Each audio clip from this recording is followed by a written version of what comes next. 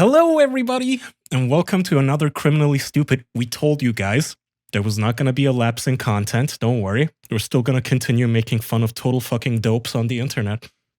Today's going to be a special episode because Jackson and I thought it would be nice to wash the stink of pedophilia out of our ears just a little bit, because it does get a little depressing to just talk about these people who just want to molest children. So this week, we finally have a criminally stupid individual who's not a child molester, as far as I know. Yeah. It's okay. So just on that topic real quick, it's sadly easy to find child molesters on the internet who are criminally stupid because they're all fucking idiots, right? It's such abundance. Yeah. Yeah. So it's hard. It's hard to really find comically stupid fucking idiots that aren't also deplorable child molesters. But yeah, I do agree with the common sentiment with the show that it is a bit weird that we just keep talking about pedophiles. I still firmly disagree with the implication that we're somehow pedophiles for making fun of pedophiles. It's always the laziest accusation too. I know. Yeah. It's always the same thing. I've never understood that. Bro, we clearly do not like pedophiles. I'm sorry YouTubers just keep flirting with 14-year-olds, but it's just fun to make fun of. They're there. They keep doing and it. That's not I don't understand. Joking about people is apparently an endorsement of it now to some people, or projection, we're projecting it. I don't know. I feel like that's just a typical result of people. They just don't like you, so they want to call you a pedophile. I've been called every name in the book at this point on the internet. And it is just what happens, but it reminds me of that meme. You see that meme where it's like, oh, you're arachnophobic, huh? That means you want to fuck spiders. It's like, well, maybe not. Maybe I'm just skeeved out by spiders. Scared of them. Yeah, maybe I'm not obsessed with pedos. There's just so many of them, and their chat logs are goofy and they're fun. Is the thought rationale behind the whole projection thing, just because I'm trying to understand it, because it really doesn't make much sense to me, is the understanding or the implication that because we're making fun of it, we are somehow trying to lessen the impact of it, maybe, and that's we're trying to make pedophilia better for people because we're laughing about it? I don't know. They're just fucking idiots. Yeah, and then the same people telling us that will then go on YouTube and watch some dude use the words unalive and child corn when talking about the very same guy, just because they're doing it with a pouty deadpan expression doesn't mean they're not milking it for fucking content. I laugh because it is just fucked up, and that's my sense of humor. It's just, I like laughing at stupid fucking people and their cringy chat messages. Yeah, they're fucking idiots that are cringe. So, I mean, obviously we both want them to suffer at the, hand. I mean, fucking Kai has talked in detail about celebrating the dude that went around killing pedophiles a while back. I don't think he's pro pedophilia. The Alaskan Avenger. That guy's cool as shit. I was emailing back and forth with his sister for a while to possibly have him on the show, but I was getting scam This was vibes years ago, from her. by the way. Yeah, this was years ago at this point. But I don't know, because she wasn't even very close to him. It just felt like she was milking him for just attention's sake for herself. Attention, yeah. Yeah, so that never went anywhere. Sense. But yeah, I completely forgot about that guy. Cool dude. Anyway, would you like to take the intro and tell us about who it is that we're going to talk about today who is not a pedophile? Yeah, well, as far as we know, as far as we know. Still could turn out to be. Who knows, really? So this week, in this episode of Criminally Stupid, we're talking about someone by the name of Dylan Hafertepen. I don't know how to pronounce his last name. Hafertepen? Yeah. Hafertepen, maybe? Yeah. Anyway, it's some kind of interesting This is our beauty name. right here. So when I said it's going to be a little not safe for work, for audio listeners, we're staring at a very big, beefy mountain of a man. Flexing in his living room in the teeniest, tiniest tank top he could have found that doesn't really cover anything. And I don't even know what the point is of wearing it. It kind of looks like a bib on him. And he is flexing in a Speedo. And the Speedo is filled to the brim with a gigantic elephant ball and cock and ball pair. It's diaper-esque to me. It looks like a filled diaper. It doesn't... It doesn't look like a normal set of testicles, let's say, but the balls are definitely enlarged. The entire body is enlarged. This man has been pumping. Oh yeah, he either is pumping. major He's natty. steroid He's body. natty. No, he's natty. That's natty. He just eats his protein, and he is naked. Yeah. Otherwise, well, he has a very bright pair of shoes, and I don't know what you call them, like a tattoo on his thighs, like a full thigh tattoo. Yeah, it's like kind of like Maui, like tribalistic That sort of artwork. stuff. It looks like some kind of islander. So artwork. now some of you are going to wonder, well, this is edited, right? Or is this a joke? Did he stuff a pillow in there? Tell him, Jackson. Tell him the truth. Oh no. So Dylan Hafertepen is a person with body dysmorphia issues, clearly, that leads to him apparently wanting to be as big as humanly possible. And what that involves is pumping himself full of silicone and steroids, silicone directly into the nutsack, the ball sack, to fill those bad boys up as big as they can get. So it's not, when you think of like body dysmorphia issues, like I kind of understand the rationality of wanting to be not being happy with your body or whatever, so wanting to be as big as possible. You lose me at the ball inflating though. I don't understand that. I've never wanted my testicles to be bigger or more in the way. To me, and that's cock not inflation like too. anything both. exciting. So apparently they go. All right, what? So Dylan Hafertepen, however you say it, runs a harem. Big ball man. He runs a harem for other big bald men. Well, they're not initially big bald, but he runs a harem for big, meaty, beefy, muscular, gym bro bear gays. That's what they're called, right? Bears. And one of the conditions to join his harem. This is more than bear. Like bears are just big hairy dudes. This is like, well, that's his recruitment ground though. And then he transforms them into what he calls pups, and they become pups in his little harem of I don't know, the Dylan pups, I guess. I forget what they call themselves besides pups, but they serve Master Dylan. And one of the conditions to be in this harem is that you must inject your balls with a saline solution of some sort, or like silicone, in order to inflate them. And you have to take steroids. Now, Dylan controls the supply of steroids, which is going to likely become relevant later, because if one of his pups steps out of line and does something he doesn't like, he cuts them off of the steroids. So you're going to start losing your natty gains, as they say in the gym among us gay bear gym bros. So he controls the supply and demand, just much like a very beefy gay Morton Joe with the water. And that's how he keeps lock and key on his minions. Can we stay on that photo? It's who likes this? Like, even from a fetishistic angle, it looks like cartoonish proportions. It doesn't look cool. It doesn't look cool at all. No, and this is one of those things, once in a while you see something that it just makes you think, who could possibly be into this? Like dragons fucking cars? Yeah. Or like dick nipples and hentai? You just think, okay, so I kind of get that. I don't get it, but like I get that it's just a pure fantasy. Like you just look up art with it. This is actually like creating irreversible damage to your own body. At that point, it's like, you wouldn't actually want to be fucked by a giant dragon IRL, right? Well, I think some people would, apparently. Oh man, okay, maybe. I just don't get it. And now, for demonstration, he also tattoos his pups. So we're currently looking at the backsides of a bunch of very beefy men with the tattoos, property of Master Dylan. And then again, property of Master Dylan. And then one of them got a tramp stamp that says Master Dylan. You see his big balls and a fucking G-string hanging like a fucking fleshy beehive between his legs. Are these underwear?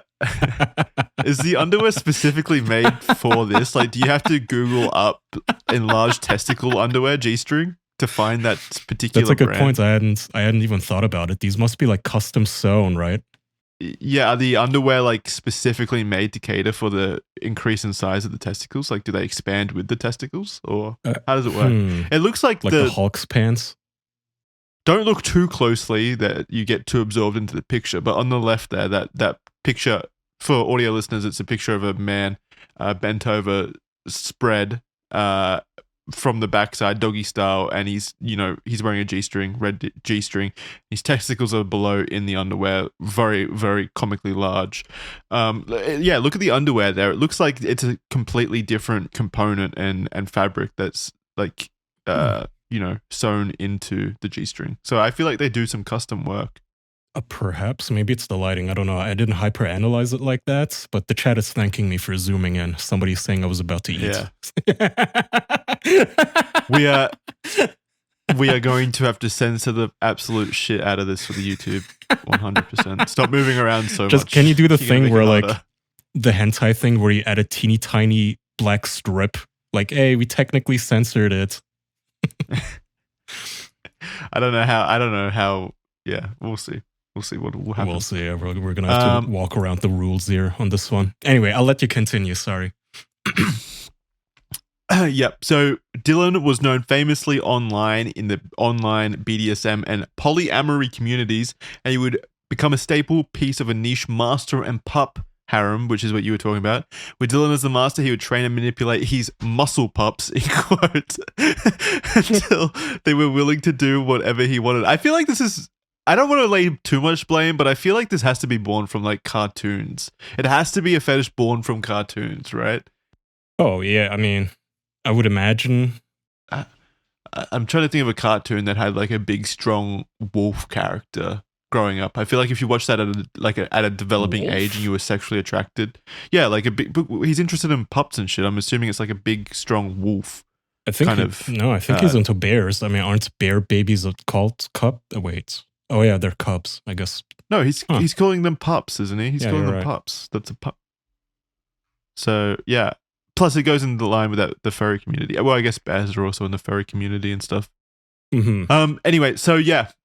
While the list of misdeeds and foul acts that can be attributed to Dylan is long, the beginning of his cult and fetishistic control of his slaves apparently began as a case of body dysmorphia and self-loathing. Yeah, I get how... Can you stop? You're distracting me with all this fucking shit.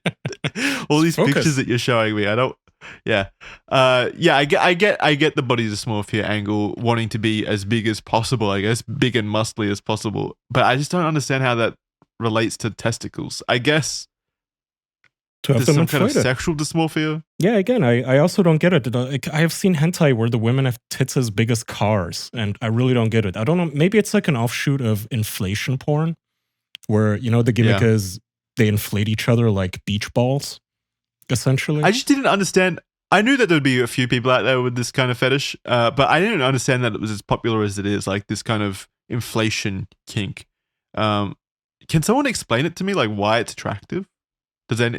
Well, you're the only person here really that can describe it to me, but maybe someone in the comments let us know why this fetish exists and what the deal is. Why people would want to inflate things like their testicles. What the fuck is inflation porn, chat is asking? In case you don't know, inflation porn is where the person imagines themselves blowing up. If you've ever seen the original Charlie and the Chocolate Factory, there's a scene where, I forget her name, the little girl in the blue suit, Violet. She gets inflated. Yeah, Violet.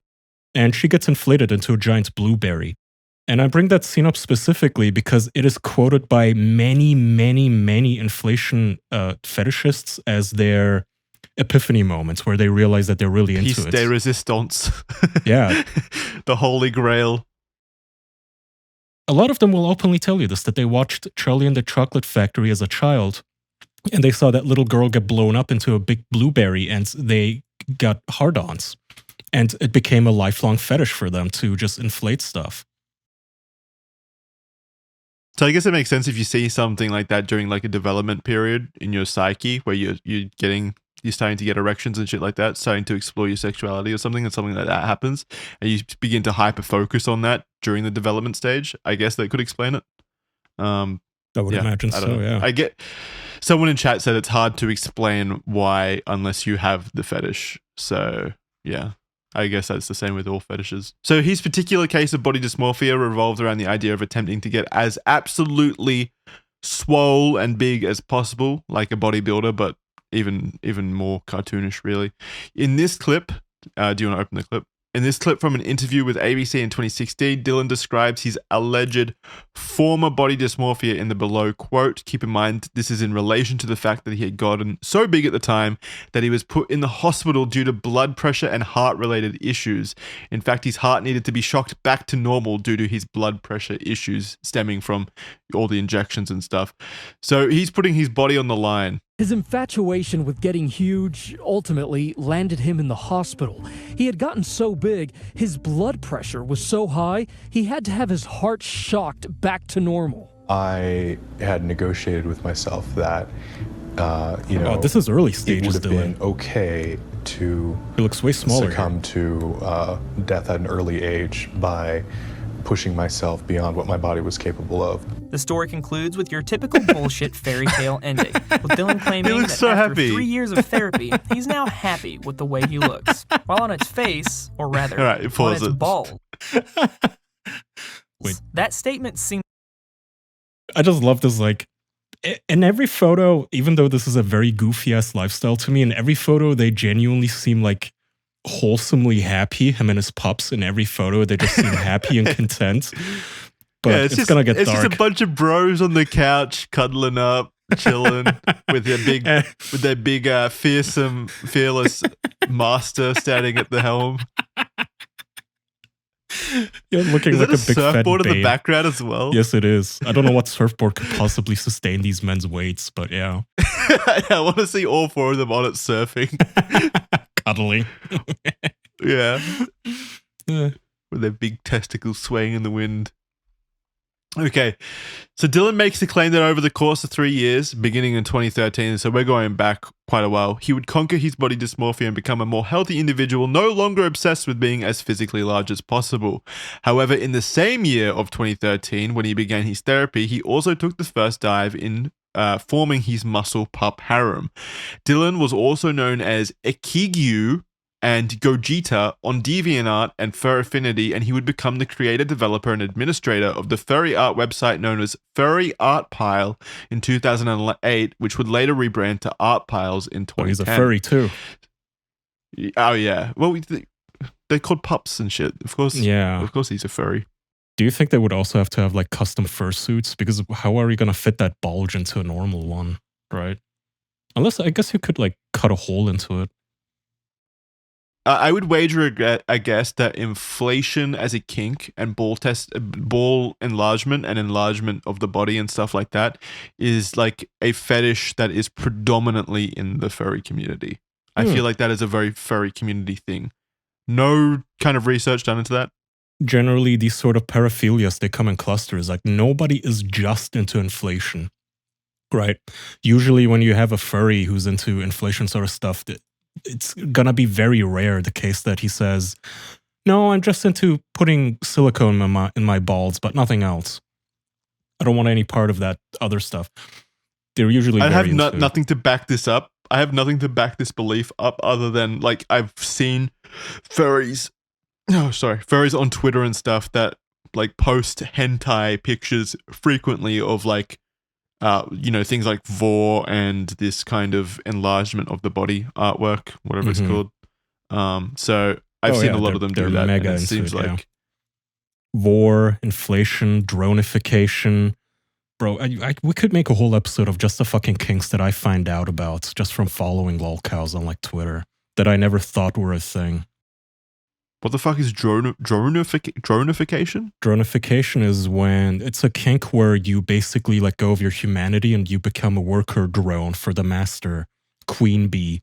And they like to wear these fucking helmets that like have all the cyberpunk like inserts and such to where like the face is an LCD screen. And they wear all leather, super tight leather, and they become drones in the hive mind, essentially. That's the kink. So it's another like subset, more extreme version of like a sub-dom relationship, but with bees. It doesn't always have to be sub-dom. Like if you're becoming a drone, you don't always need to have a master. But yes, they usually do Wait, how can you be a drone but not with a master? Well, the central point, usually they do have a master. I'm just saying the central point of the kink isn't that you're somebody's slave. The central point is more so that you're becoming a literal fucking robot.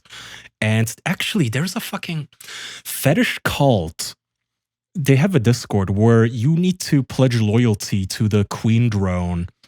And we can do a whole episode on those guys too, actually, now that I think about it. And like the person will send you drone goggles and you have to wear them to be part of the drone hive. I forget Wait, what you the get fuck the free name drone is. goggles? Yeah. I might and do that just for the goggles. It is considered an extreme privilege, by the way, to be chosen into the drone hive and receive your cyberpunk drone goggles. There's like a recruitment process. Oh, yeah. You don't just get it.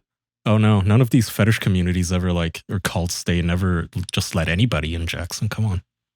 What is the difference? What is the difference between these fetish communities and a cult? To me, they're kind of becoming one and the same, as we'll see in this story.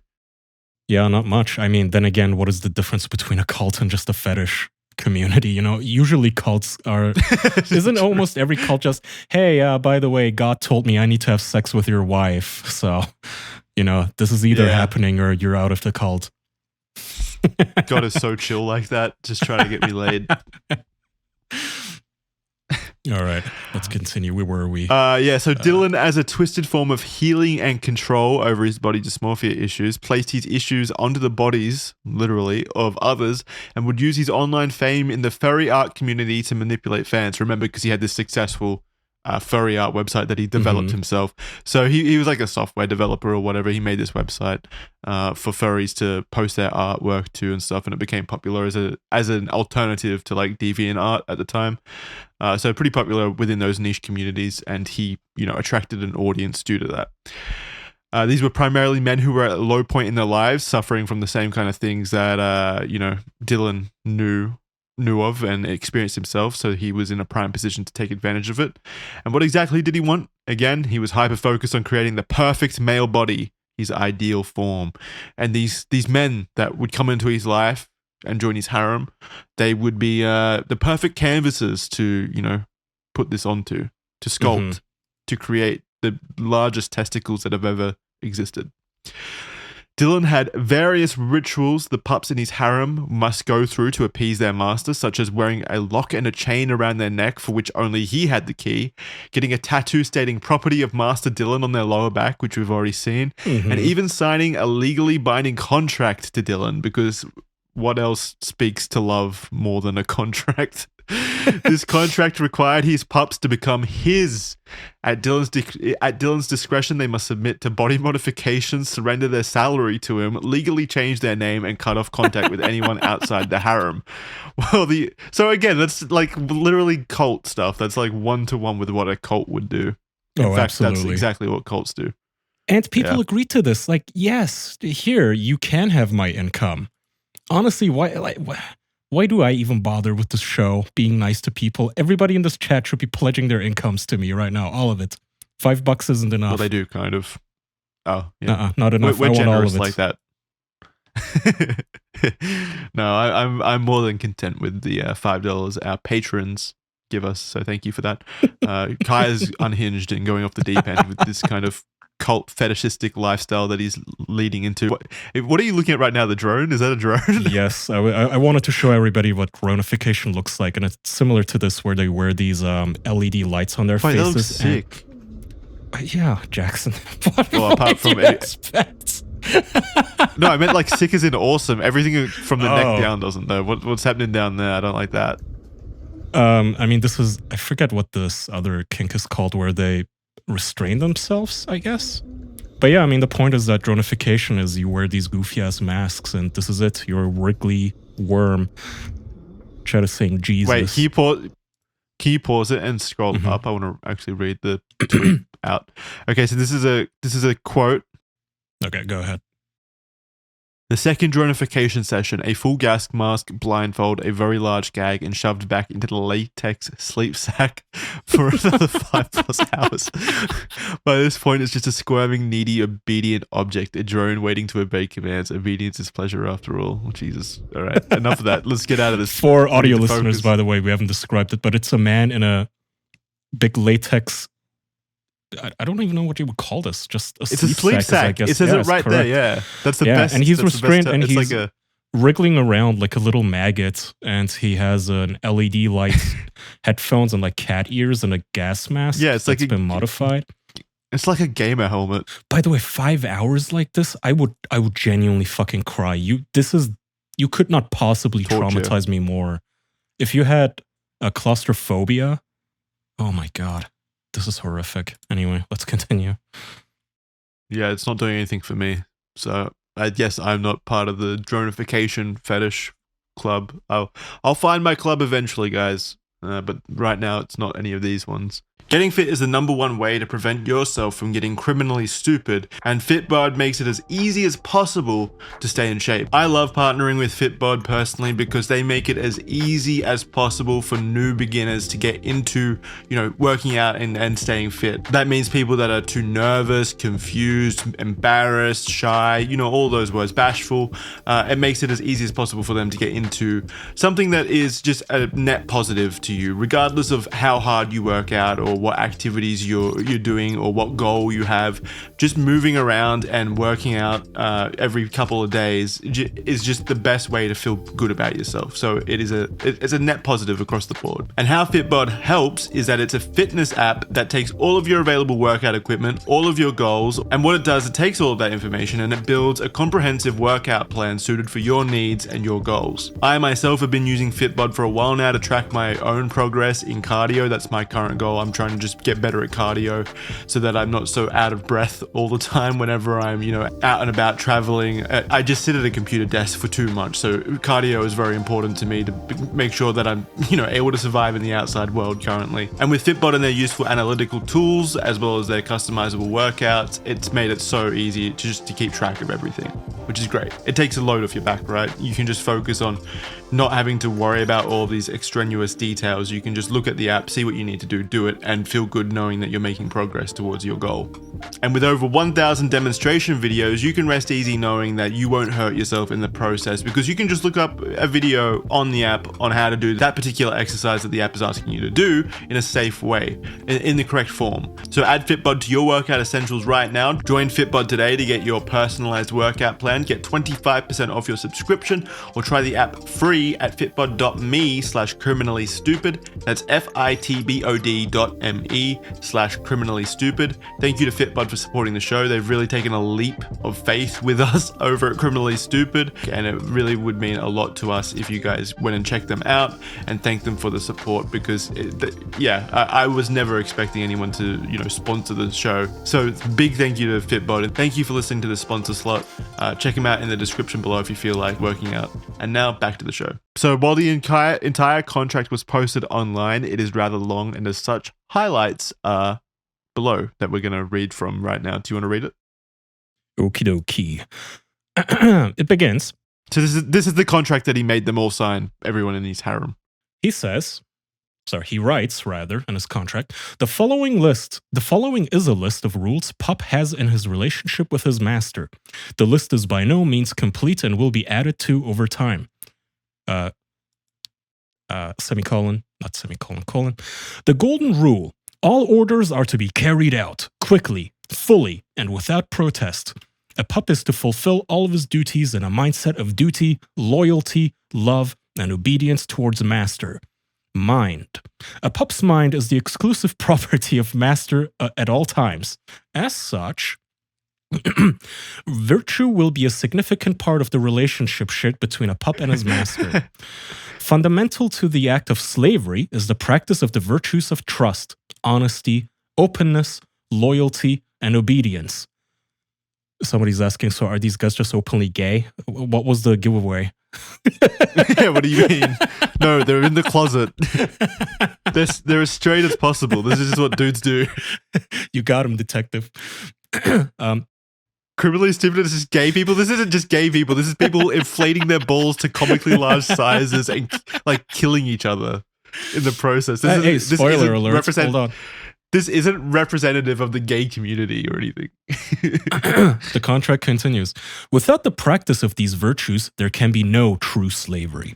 Their practice, therefore, is expected and required at all times.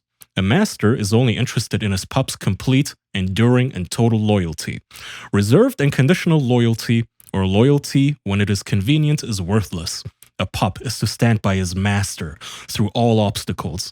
If a pup feels he is not capable of giving this, he should resign his position. As a symbol of his lifelong loyalty, A pup may be blessed with a brand above his rump when he has proven himself capable and worthy. This brand will be in 2 parts. The first will be the shield motif with the text reading property of master, which we saw. Yeah, let's go back to one of these fucking pictures. Hold on. One of these awful pictures. Yep, sorry, I guess calling someone a pup is yuck as fuck. I agree. Yeah. It is yuck as fuck, and the shield kind of looks like a police logo of some sort. Anyway, it says Master Dylan, so that's the tramp stamp property we of saw Master earlier. Dylan, yeah. Mm-hmm.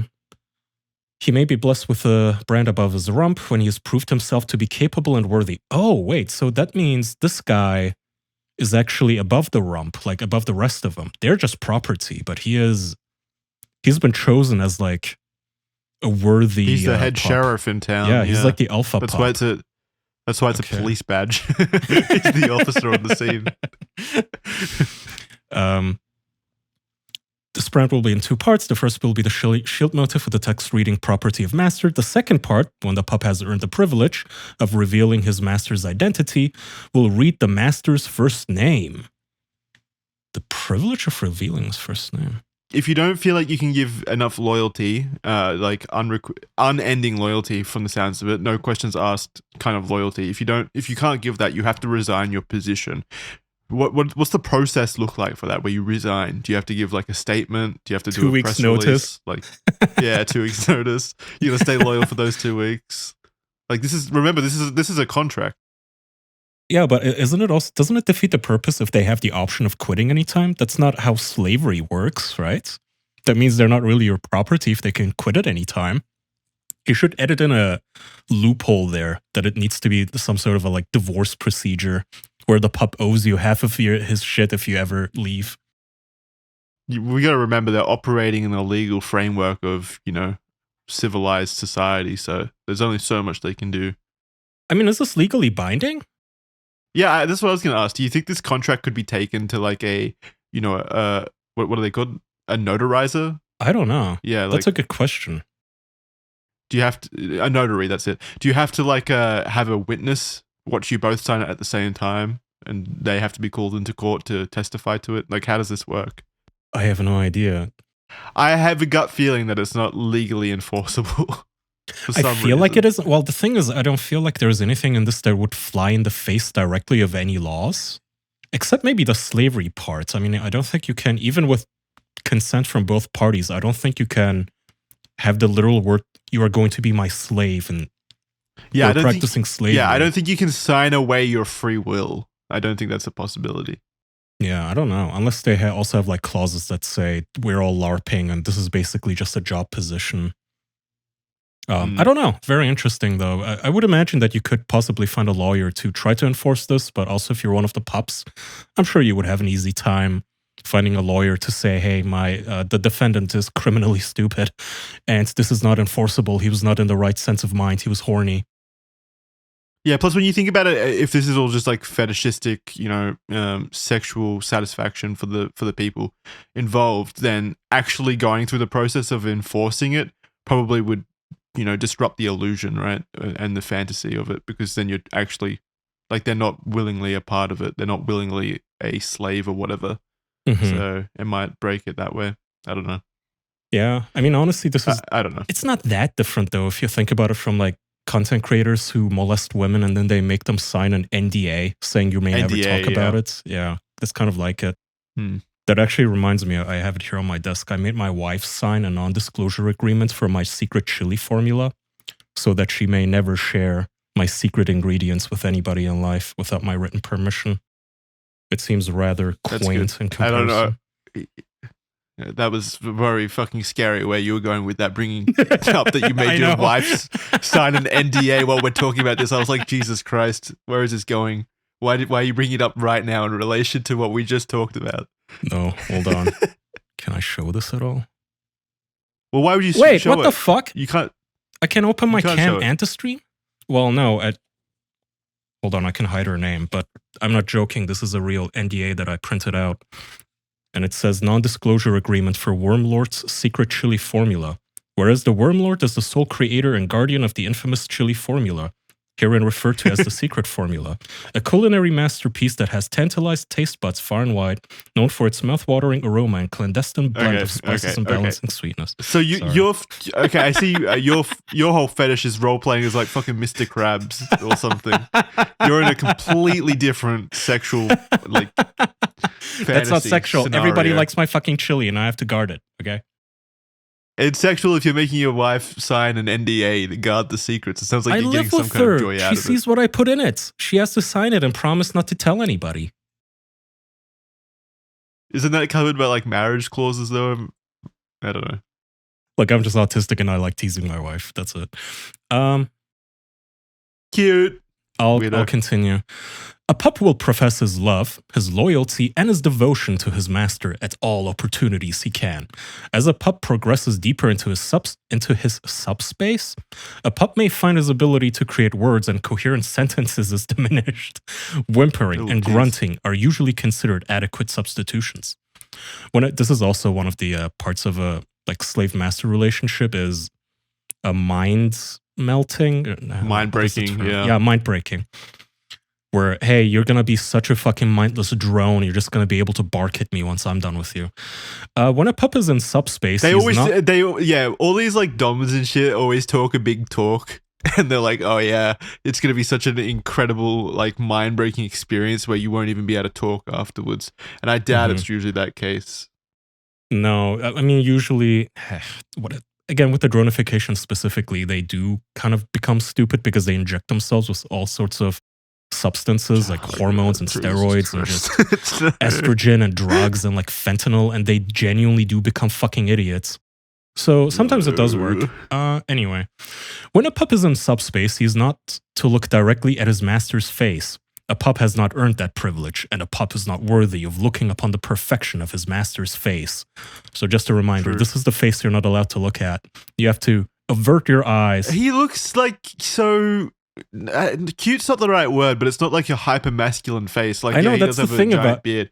All these guys is that's why I said they kind of look like wholesome. You know, it just looks like a big cuddly guy, and yet under the surface there's this creepo. And this isn't kink shaming, by the way. Even though I would argue that like injecting stuff into your balls should be kink shamed. Personally, that's like my line of where I'm like, yeah, this should be kink shamed. You're putting stuff directly, bad substances directly in your balls. But in this situation, this case, I want to remind people that this isn't necessarily kink shaming because they are criminal. This person is criminally stupid, and what they would go on to do, which we'll talk about soon, it's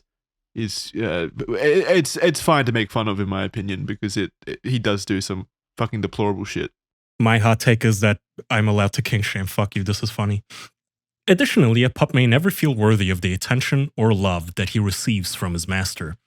A pup can always improve himself and do better for his master, by which he means just taking more steroids and lifting more. Master's affection is a gift that is given, not a right that is earned. Master's word is law and must be trusted and obeyed. In an ideal mindset/subspace, Master's word should overwrite a pup's internal reality and be accepted as absolute truth. A pup may request politely and subserviently for privileges and actions to be taken by his master, but a pup may never demand, force, or otherwise coerce either of these from his master. You know what's interesting, right? So I like the whole like normal dom/sub kind of shit. I think that's, you know, kind of fun, especially. It's like an exciting twist to, you know, sex and stuff. But like this element of it, this like whole contract and like saying stuff like a pup's internal subspace and mindset must be like shifted to the absolute truth of the master's word and all that kind of stuff. All this looks like to me is like the master is very insecure and scared of losing control and stuff, which isn't something that you would want from a master, right? You would want someone confident enough. This is just pathetic. This is the inherent contradiction of demanding respect from people. If you have to demand it, then you are already a person that cannot be respected. It's like saying, I am the king. A king doesn't have to say that, right? It's like, I demand that you respect me and follow my orders. Well, a demand in and of itself, inherently a demand is an act of desperation. Like, you don't command respect. You don't get it naturally, so you have to demand what fucking contract? Yeah, of course. It looks very, very pathetic. Fragile and pathetic, yeah. Yeah, the fun kind of sub/dom dynamic is just like, kind of, it's not so much this like contract shit. It's just, it's more implicit. But a pup may never demand for... Okay, I read that. A pup may not ask for or demand any sort of physical attention or recognition. This is a privilege only master can bestow at his own discretion. When a pup craves physical attention, he may present himself in groveling posture and whimper for his master. But is to understand this does not automatically mean master will give his attention. Fucking proofread this, you dumb bitch. You made a whole contract and you can't be bothered to like fix the spelling errors and shit. Yeah, I don't think this passed through any kind of like lawyer's office, probably. Yeah, well, I mean, I guess neither did my contract, but I can still spell. A pup is not to hold any romantic or submissive feelings towards anyone besides his master or others in whom master has given explicit permission, for example, other pups under master's service, or platonic feelings towards master's friends and family members. It is expected that a pup's loyalty to his master stands above all existing relationships and commitments. Scary. That's isolationism. Yeah, this, veering into cult stuff, the isolating people from their families, isolating people from everybody else they may love. No, you may only love me and only if I allow you. May you care about anybody else in life. A pup has no sense of value or identity outside of that which is given to him by his master. When a pup does wrong or finds fault in himself, he is to internalize his faults, his flaws. Yeah, don't bother master with that shit. he's too busy for that. He's got a whole harem to run. He doesn't want to deal with your fucking problems. Yeah, bottle it up, stew on it. Yeah. Internalize his flaws, dwell upon them, and then take all corrective actions he can to improve himself for his master. Again, this is not the alpha male thing to do, by the way. It's saying, oh yeah, you're on your own if you're flawed. Like, isn't it your job to tell them how to be, like how to fix themselves? Yeah, that's what a good master would do. Yeah. A good master would help. A benevolent, guiding, fatherly hand, but no, he's just like, don't bother me. I don't want to hear about your stupid fucking drama. All this fucking master sounds like is an insecure, lazy, selfish, lazy pig. bitch. Yeah, just you may worship me, but nothing else. Thank you. Fuck you. What do I get from this? A pup is to be completely emotionally dependent upon his master. Master has the power to lift his pup's spirits to extreme highs, as well as bring them down as required. Short times away from one's master will make a pup feel uncomfortable. Long periods away are enough to cause extreme mental distress. This is just fanfic now that he's writing about himself. Yeah, he's literally just jerking off to this. I'll take body. Okay. I'll take body. Okay, so this next chapter in the contract is called body. A pup's body is the exclusive property of his master. As such, the body must be treated as a precious item. A pup is never to put himself into situations which may put him into... Well, first of all, this is fucking hilarious considering these guys inject saline and steroids directly into their testicles. Yeah. What do you mean the body must be treated as a precious item? Ugh. To be molded by chemicals. Yeah. A pup is never to put himself into situations which may put him into harm's way. Additionally, pup has a responsibility to maintain a quality diet and to exercise very regularly. Master has explicit body goals for his pup regarding their weight, their muscle mass, their measurements, and their proportions. The pup will make all efforts possible to ensure these goals are realized and should never feel satisfied until his master is satisfied. There is always additional room for a pup to push their physical limits. So when people hear the word master, I'm assuming all of you probably go straight to like a slave dynamic, but I am so Star Wars brained. All I think is like the Jedi religion. So I'm imagining like a Jedi master showing up. I know it's fucked. It's what decades of Star Wars has done to my brain. Additionally, a pup will submit to all orders for body modifications, including piercings, tattoos, scrotal saline inflation. just throw that in there. As well as body growth supplements, including steroids and HGH, in accordance to the wishes of the master. What's HGH? Human growth hormone. hormones. Yeah. That's the stuff that Sylvester Stallone takes, and it over time has mutated him into a gigantic troll. Okay. All right. You take presentation. The presentation chapter. All right. Presentation. A pup is to at all times wear the uniform that his master prescribes of him. Around the house, this is usually a jockstrap. What a work uniform. That should be one of our conditions for the new season of the official podcast. Jockstraps only. Show up in a jockstrap or don't show up at all. Mm-hmm. A pup is to always have his collar in plain view outside of his clothes and wear it with pride. To obscure one's collar at any time is a betrayal of one's role as a pup. It is expected that the pup maintains specific standards of appearance at all times. Pup is to keep his hair neat and a short, tight haircut. He is not to cut, trim, pluck, or otherwise modify any facial hair, e.g. eyebrows, lashes, beard. The removal or trimming of any other body hair is at the discretion of one's master. A pup may never, under any circumstances, wear deodorants. That's right. Ew. We want nice, stinky male musk, armpit stink. That's taking it to a whole new level for me. I didn't think stink was involved in this. That's gross. That is so fucked. That's even worse than the testicle shit. Like, whenever you talk about furries, musk is a big kink. Musk kinks. And like... Oh, of course, because they're animalistic. They're dogs. They like smells and stuff. Yeah, I mean, it usually comes out in the form of just a furry talking about how he hasn't showered in like 2 weeks, and then, oh, my mistress loves this so much. How my armpits stink. Those conferences must smell fucking awful, man. Those furry cons.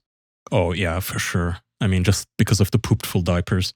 A pup is the most valuable possession a master can have. A pup is the Wait. I thought they were all worthless. Anyway, a pup has to recognize this privilege and present himself accordingly to his master and to the public. Wait, what? So he's like, you're the most valuable possession a master can have, so I want you to present yourself in public as, as well as you can, as highly. Yeah, but then you're like, don't wear deodorant though. Which one is it? You want them to stink up the fucking public, or you want them to impress the public? Which one is it? Well, I think he just wants them to wear the collar in public. Oh, right. Yeah. They definitely do.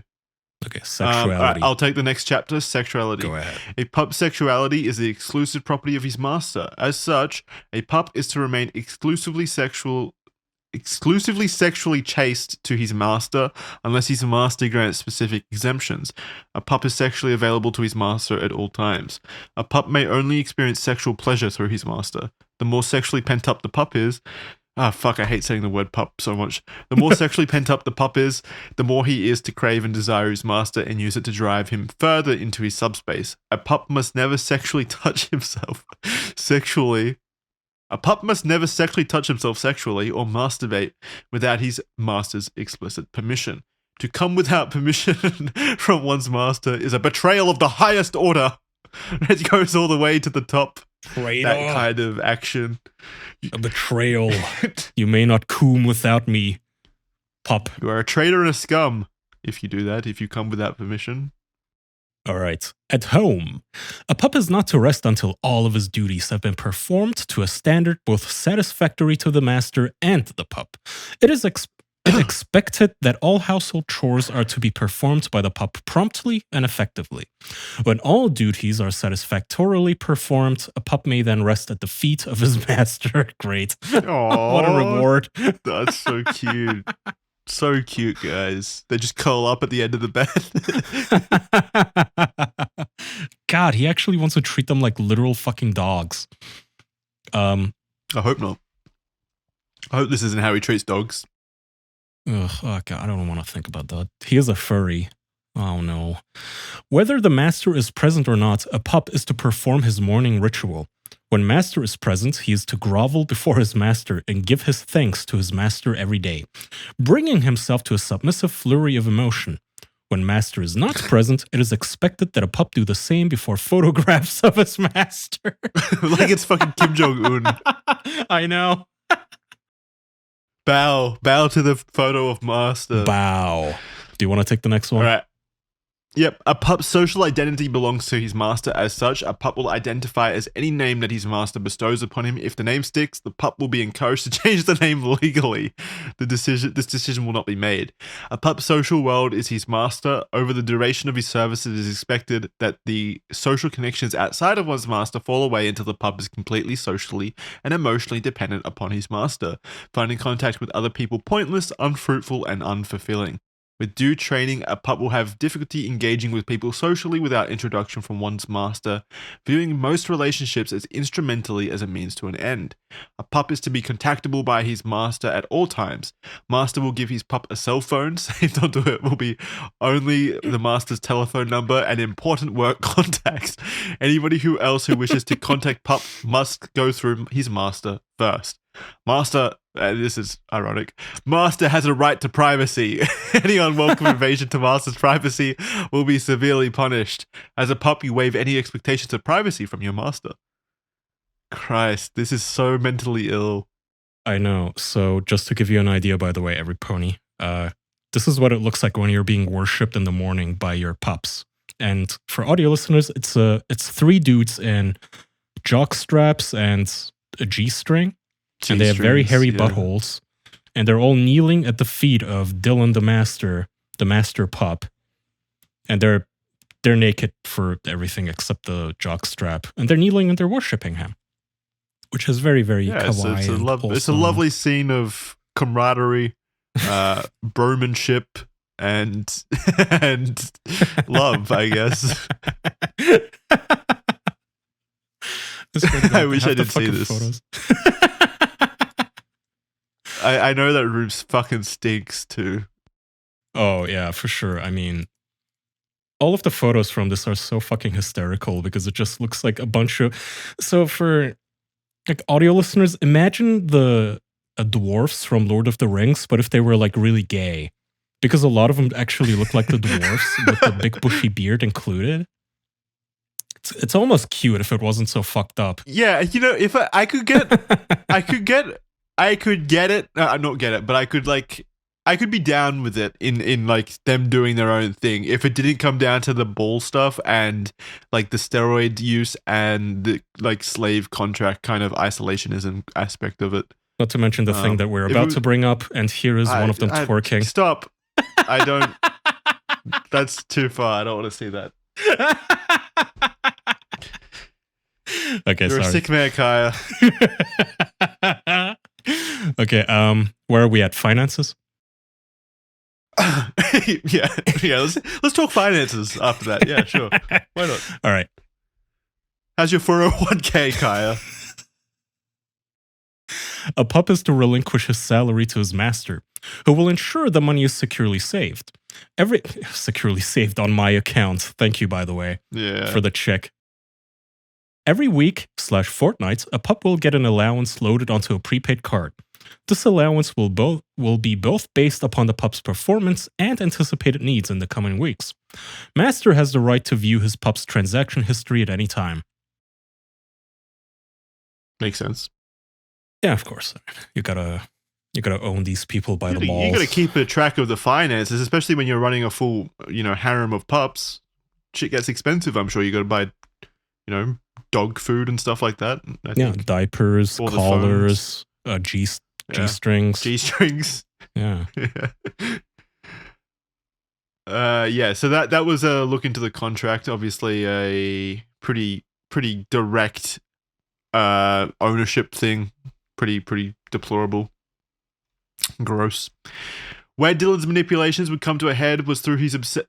I found this photo of him doing the dress go spinny thing, and it is a very beefy man in a kilt.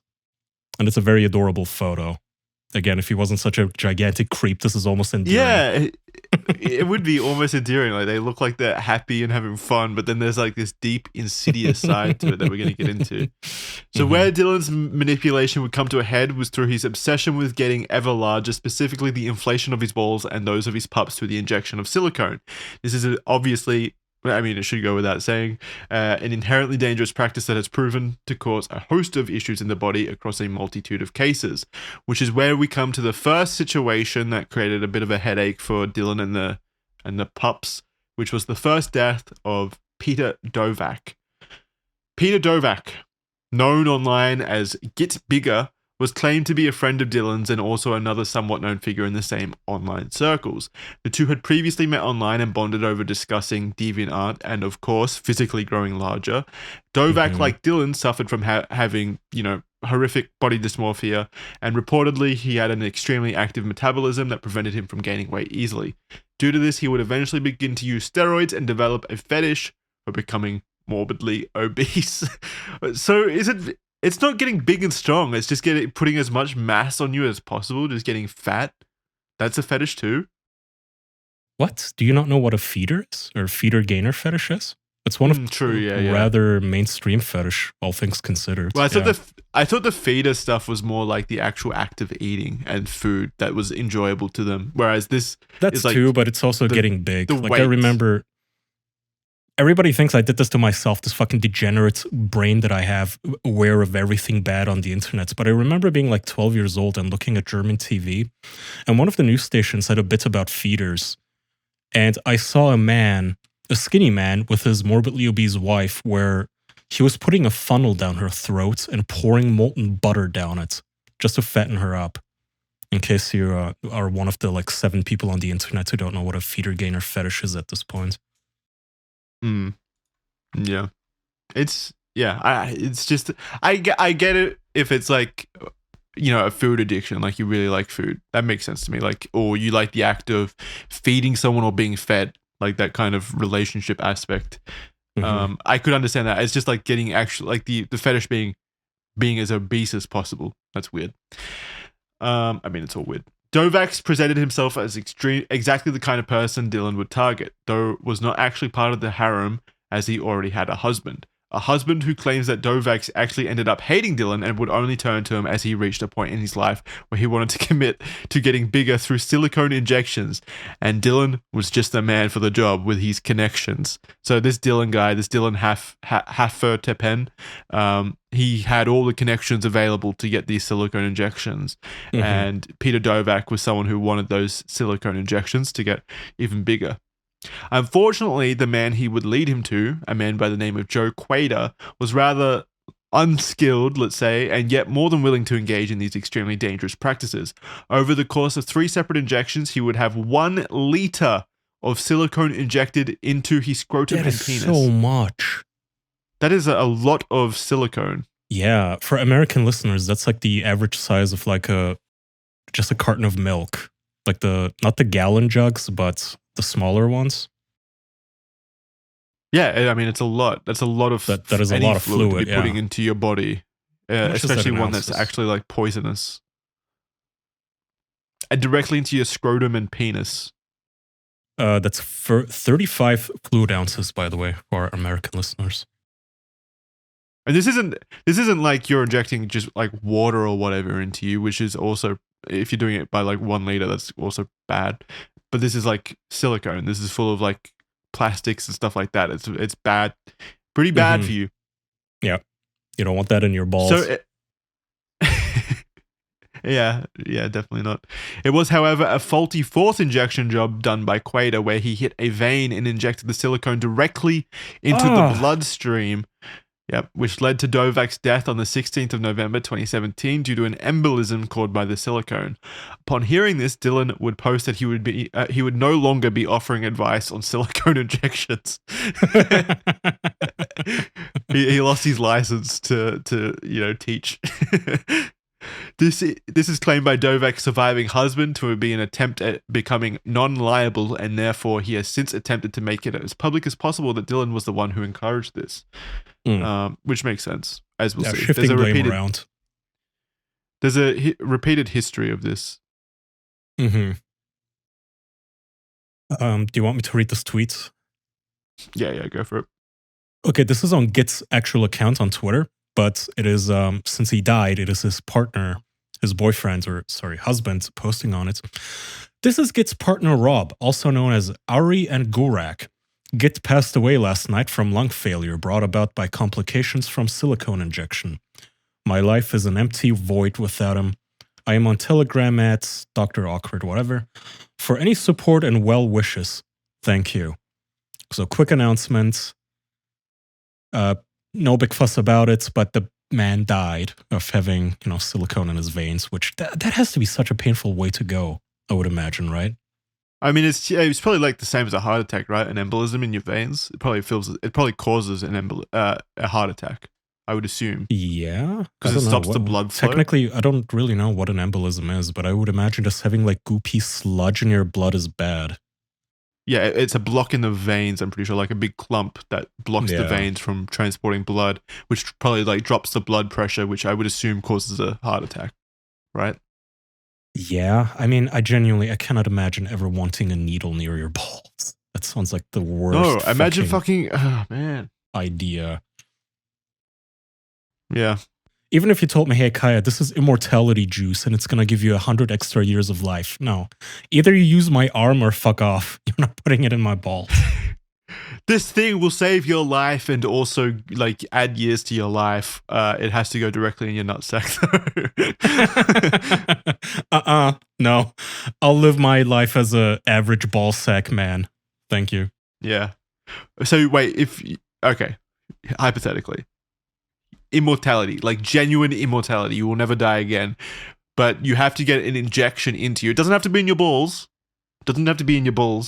But your balls will swell to the size of these comically large testicles shown by the men. Am I allowed to drain them after, or do I have to live with it? No, because if you drain them, then so my immortality is stored in the balls. Yeah, immortality is stored in the balls. I guess, yeah. I mean, my wife will just have to suck it up, literally. It's a price worth paying, right? I don't know. It would be annoying. You can't just go into any store and take a pair of pants off the rack. You can't go outside. Be immortal. I feel like if you went outside, you'd be labeled a sex offender just for people seeing it. Well, that's the other thing that I was wondering about these guys is how do they exist in public? Like, how do you go around with just a pair of balls that gigantic? Like, how do you go hiking? Or how do you just sit at a restaurant without everybody staring at you? Although I guess I will. Saying a dude had big balls before this episode to me sounded like a compliment. After this episode, it's like the most disgusting thing ever. Like, hey, that dude's got big balls. All I'm gonna think of is this now, not like a really brave dude. I know. All right. Anyway, that was a tweet, and I'll let you handle the second death. Yep. So the second death is of a man named Joe Quater, who we previously mentioned. He was the silicone expert. So we'll find out what happened to him right now. Joe Quater's information was handed over to the local police department by Dovak's partner, as previously stated, and this investigation would lead to multiple cases of botched surgeries and complaints arising. 5 additional men who had been hospitalized due to him rallied against him in the case. The district attorney settled upon charging Quater with manslaughter, and instead Joe Quater promptly committed, he killed himself upon hearing the news. Oof. So, I mean, he did it himself, obviously, but also it's kind of attached to the case. So I'm going to count it as like a death related to Dylan Hafertepen, because he was involved in that. Agreed. I think we can add him to Dylan's kill count. I mean, the guy, he was the one promoting him and referencing him and saying, hey, I have a buddy called Joe. You should totally get your balls inflated by him, which eventually got the guy in trouble. So when they inflate their balls to these comically large levels, do they exist like this forever, or do they drain the balls to get it back down to a manageable level? I could be wrong. Correct me, Chad, if I am. But from what I understand, the balls kind of deflate naturally over time because the saline, like your body has a way of washing out the saline, I guess, or the silicone, rather. Okay. I'm not sure. I think so it's a natural if process. I remember correctly, I do think they need like regular injections to keep them as inflated as they are. It's not a one-time thing. Gross. I regret asking. All right, so I think this is a message from this is from the partner of the guy that Joe killed. Mm-hmm. Oh, am I reading it? Yep. Okay. Yeah, you can. So Rob Waltman says, "Hey, thanks for posting this. It was my partner Peter that was killed by the guy that Dylan referred him to. He died of a silicone embolism, not sepsis. You don't hear that every day, silicone embolism. Peter hated Dylan and only turned to him because he would know who to contact to get the procedure done himself. The guy who Dylan referred him to, Joe Quater, committed suicide the day before the detective in charge of Pete's case was going to arrest him for manslaughter because his lawyer tipped him off. Sadly, I have zero sympathy for all parties involved. If my partner's death wasn't enough to warn them, they got what was coming to them. If there were any justice in the world, Dylan would be headed for prison." And then 21 people replied with the crying emoji and the thumbs up. It's comical to see the Facebook crying emoji underneath that. I know. Like, yeah, I'll give this traumatic message a little cry emoji. That'll be enough to show my support. Those little like Facebook reactions always look so dumb. All right.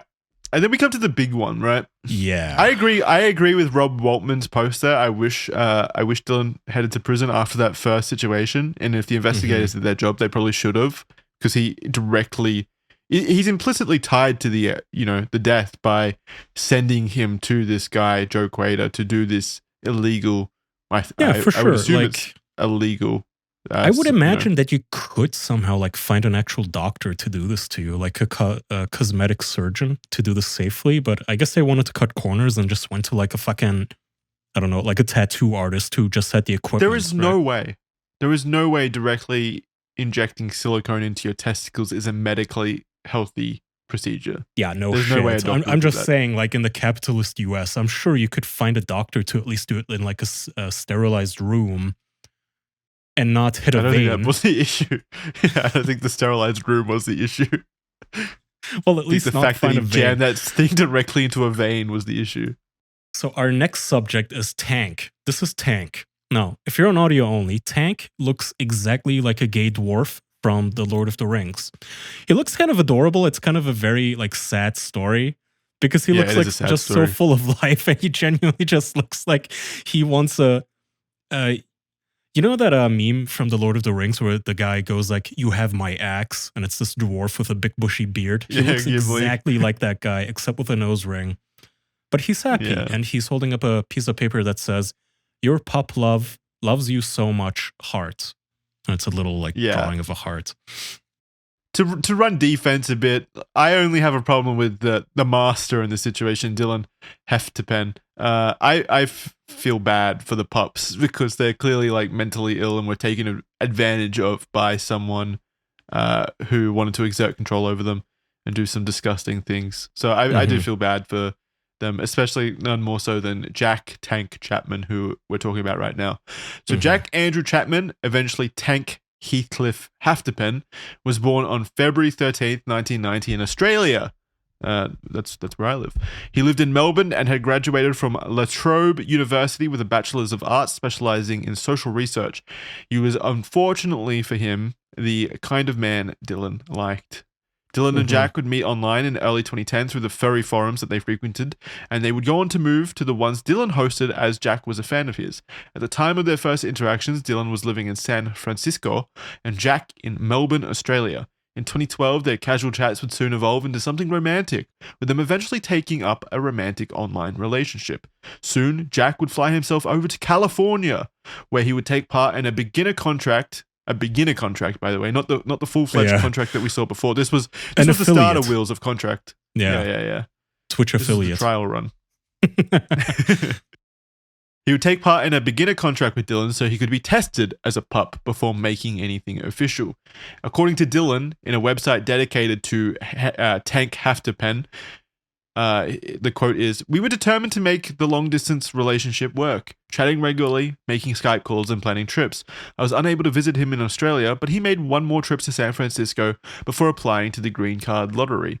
Throughout 2012, all seemed to be well for the new lovers." Sorry, was this mostly an online relationship then? To begin with, yeah. Oh, okay. Yeah. But then he moved. If Jack, I think Tank is the name that like what's his name, Dylan gave to him. So I feel kind of uneasy about using Tank as his name. Well, they all kind of look like tanks, you know. But yeah, that's fair. Yeah. What was I saying? Yeah, if Jack was underage at the time, this would be like 100% grooming. But because he's not, I don't really consider it grooming. But it definitely has those hallmarks of this guy reaching out online and like coaxing him into this lifestyle. And yeah, mentally weak, desperate people. There's no excuse for this. Look, like you said, you don't want to shit talk the dead people, but at the same time, they are grown ass men, right? Yeah. That's the thing about this episode is none of these people are children. They did kind of like agree to all this nonsense. Yeah, but I mean, at the same time, they're clearly mentally ill. So yeah, they're fucking retarded for sure. Yeah. Yeah. So at what point? Yeah, it's like that. Adults can still be victims of manipulation, 100%, which means, like, yeah, I don't know. It's tricky, but Dylan is definitely like the worst of the worst here, and is the abuser in this situation. So throughout 2012, all seemed to be well for the new lovers, as Jack was quickly accepted into Dylan's world and accepted by those who would eventually become his harem in 2013. So yeah, Jack was a part of this initial construction of the harem. It was at this time that Dylan was setting up and amassing the harem and moving from simply being polyamorous to this more harem lifestyle. For those of you that don't know, I don't really know the difference, but a harem I think is just more of like a large scale group of people that are like the slaves to your master kind of aspect.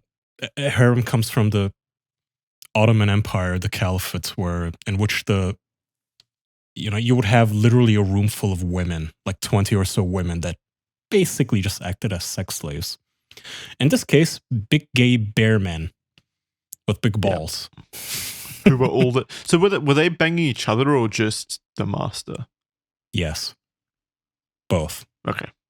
But, well, yeah, I know they were banging master. I didn't know if they were having sex with each other as well, though. Or if it was just transactional I would imagine with master. If you're the master, you would sometimes just want them to kiss each other, right? I mean, if you had a harem, you would make all the girls do that, right? True, yeah. 2013 would see Jack win the green card lottery, and very quickly things changed. Jack sold his home in Melbourne, rid himself of any belongings that couldn't fit in a suitcase, and flew himself to San Francisco to live his big bold dreams, where Dylan would help pay for his rent. Seemingly, on the outside of this relationship, everything was what Jack could have hoped for. However, the statements that would come out from people closer to him later revealed a darker and more insidious story brewing beneath the sheets. A man named Aaron Clarke from New Zealand, who claimed to be close to Jack when he lived in Australia, had much to say on this. You can read the quote. Quote, Aaron says, Jack was an attractive, amazing, gentle soul, looking for his place in the world. You could tell that he was lonely, that he struggled, but his love of life, his kindness, his perspective on life and things was refreshing. Then he met Dylan Hafertepen. Dylan saw something in Jack and started courting him. Jack, eager to please, was happy and seemingly dumbfounded that Dylan, of all people, was getting interested in him. Fell hard. Jack started changing. First, it was working out more and emulating the shape that Dylan was and sought in others. Then came the master tattoo on his back. That is a big jump. First was working out and eating right. Then he got a tattoo that said master on his back. It's an enormous jump. I mean, you can't even send, I would imagine, you can't really send steroids transcontinental like that, right, into Australia. So Jack may have actually been natty in his native land before he moved to San Francisco too. And then it all came tumbling down with the branding. Which is where Dylan would have pumped him full of these chemicals and stuff. Isn't it actually, now that I think about it, isn't it a little counterproductive to inject your pups, your submissive slave boys, with steroids? Like, doesn't testosterone make you angry? Yeah, I was going to say that. Doesn't it make your testicles small? Oh, that explains so much. That would make sense why they would have to artificially inflate them. Maybe it was just to counteract the effects of the steroids. Oh, yeah. Maybe like they were trying to get it to like a normal size to counteract the steroids, but like a mad scientist, they went too far and they got too big. Course. And they realized they couldn't go back. I didn't mean for my balls to be this big. Whoops. Oh, geez. Yeah, the calculation was wrong. I'll I have let to you take it continue. back to the drawing board. Jack was by all accounts a man beloved by his community and friends, yet suffered internally from thoughts of self-doubt and found himself lost in the world. Seeking to find some sort of connection, he was the perfect target for Dylan, and Dylan groomed him for his enlarging fetish. I don't know what to call it. It's an inflation kick, right? That's what it's called, inflation kick. Well, Okay, not so he this groomed one him for his inflation kick. specifically. This isn't inflation technically. It's also not feederism. This is a distinct form. I don't know what this is called. Maybe somebody in the chat is even more of a. Someone said fucking hot pro. ballflation, maybe that, but it's more to do with like the entire body. Yeah, like beefing up. It is like feederism, but with protein and steroids. Like, I don't want you to be fat. I want you to be super muscular and big. Yeah. So I don't know what I that don't know is what to call called. it. Yeah. Well, regardless, he manipulated him into this fetish. Aaron says that when he visited Melbourne for a trip, Jack was working on a qualification for massage therapy and needed to practice, and so Aaron was to be the subject. It was at this point when Jack came over that he revealed all that had happened at this point in the relationship, including that they had recently broken up. Dylan had collared him, and then in brackets, when he visited him in America, a big moment in a dom/sub relationship. The chain and lock was around his neck, but as we spoke, I heard him worrying things. Dylan had broken up with him because Jack wasn't good enough. This devastated Jack, and he was determined to show Dylan how loyal he was to him. He refused to take the chain off even though Dylan refused to hand over the key. Dylan, living in San Francisco at the time, and Jack in Australia. So they broke up and Jack came back with his collar still attached. Yeah, by the way, so somebody put this photo in chat and I opened it. You can see the collars here. And for audio listeners, again, they're at some sort of a event called Steamworks Baths. I don't know what it is, but I guess it's like a gay get-together. And it is Dylan, it's Phil, one of his pups, it's Tank, Jack, and some other dude I don't recognize. And the latter two have chain collars and like bike locks, not bike locks, but big locks around their necks. Essentially, I mean, and then you scroll down and I saw giant nuts.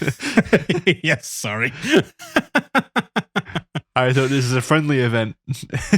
But yes, but anyway, the main focus should be that Tank and the unknown man both have literal chains around their necks with gigantic locks. Well, Tank's is kind of small.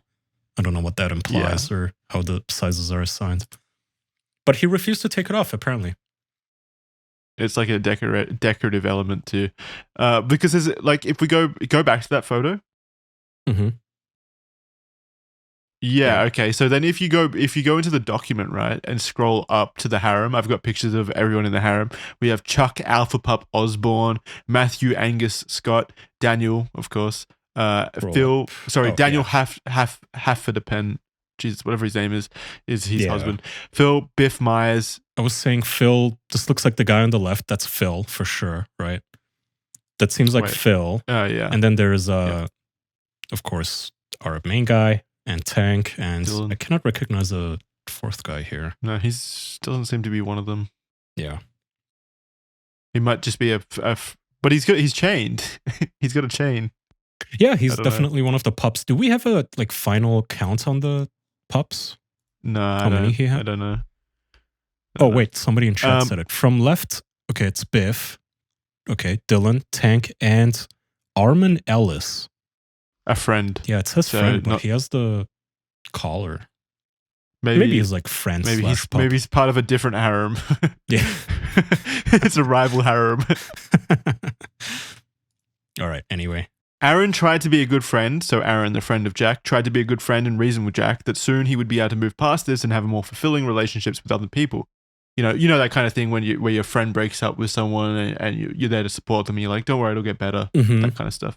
Mm-hmm. So that's what was happening. But Jack was unfortunately deep into the cult of personality Dylan had cultivated, and he desperately wished to win back his master. Dylan would soon accept Jack back, but at a price. At any given point, Dylan would make demands about Jack's lifestyle and expect him to obey or cut him off again. People would very quickly be cut out of his life, most importantly those close to him who were concerned about him and who had tried to reason with him and help help him out of what was very quickly appearing to be a deeply abusive and controlling relationship.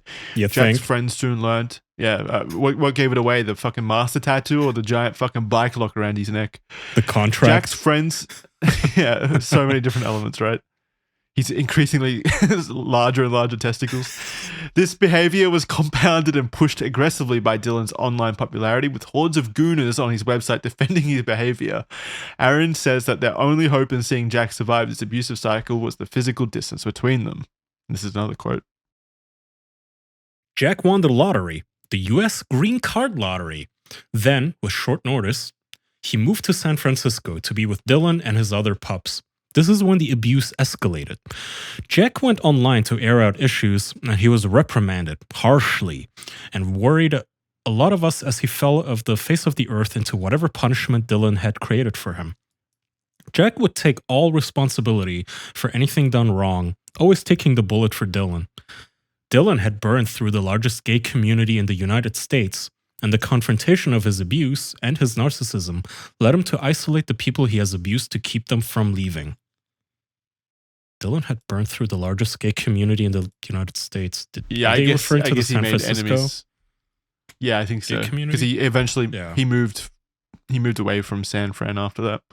Oh, Unfortunately, the hopes from Jack's friends that he could find his way out of the abusive relationship would fall short as Jack vanished into the American dream of being a puppy slave for his master. That's why I came to America. It's the American dream, baby. It's what our forefathers intended. Everyone needs a puppy and everyone needs a master. As stated by Aaron during this abuse, Jack would post about his problems online, and Dylan would be run out of San Francisco by the gay community, with him moving his harem all the way to Seattle as the drama and antics of his group spiraled out into the open. Further isolated from the people who he had come to know in San Francisco, Jack found himself knowing few, if any at all, people in Seattle, and so he fell deeper and deeper under the control of Dylan as he became increasingly isolated. I mean, that's like tactic number one of cults is isolation. Yeah. It's I'm like, your only friend. Stop can't- talking to your family. Yeah.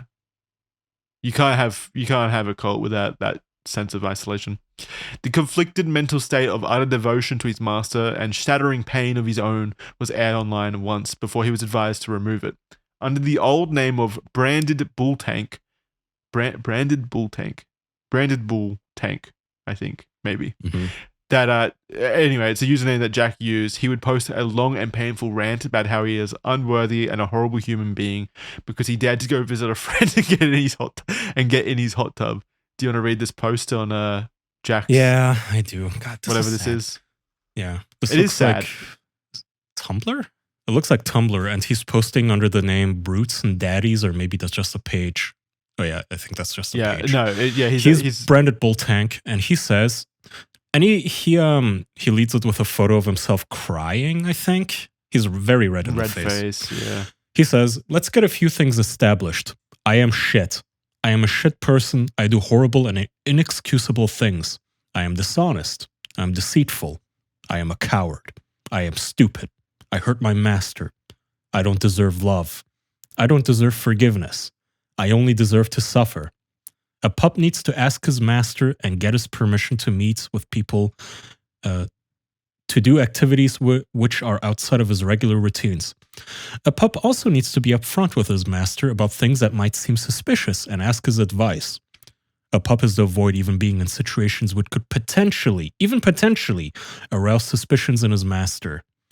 And, oh my God. This goes on. All right. Yeah, keep reading. Yes, Jackson, I will keep reading. Keep reading, I love it. Last Sunday, I was invited to the house of a long-term platonic friend. I've known him for a long time, and for almost as long he's talked about his dream of refinancing his mortgage and building a hot tub in his backyard. Oh, do people really refinance their mortgage just for a hot tub? I guess. A hot tub's that expensive? I thought it'd be like maybe 10 or 20. Yeah, I don't know. Maybe 10 grand at the most. Like, yeah, even that seems very extreme. I don't know. I mean, I guess if he like built a giant like deck and entertainment area or something. Oh, yeah, maybe. that makes sense. Over my time in the United States, he actually built it and was proud to show me, and that was part of the invitation. I asked Master for permission to take up the invitation, and he agreed. When I spoke to Master about the hot tub, we agreed it was a situation that would arouse too much uncertainty, and I was to avoid the hot tub altogether. I don't really understand What? the logic here, because if you trusted him to go over and hang out with this dude alone anyway, like what's the hot tub difference going to be? They're going to fuck outside of the hot tub. If they're Yeah, gonna the paragraph is right? confusing. Like, Master gave you permission, but you're not allowed to actually get in the hot tub that you were invited to check out. Yeah, so That's weird. the permission was given to go hang out with him, but not to enter the hot tub, which seems, I don't know. Odd. Yeah, pointless. Yeah. I brought a swimsuit with me, which, in this community, this means a jockstrap. I kept it in the car for at first. Quote, I'm better than that, I thought. I wasn't. When he brought Better up the than hot what? tub, Just fucking hopping in a hot tub? What do you mean? I'm such a dirty boy. when he brought up the hot tub, I reluctantly agreed. Earlier during my stay, I had already badly hurt his feelings. He had taken a day of work to spend with me, and I ended up spending it at the passport office. And to add extra insult, I had double booked myself for dinner with someone else that night. Visiting him was These my pups apology. Need like a scheduling department or something. Yeah, they need like a secretary. How come Master didn't schedule this for you? Why is the puppy all alone in this anyway? Yeah.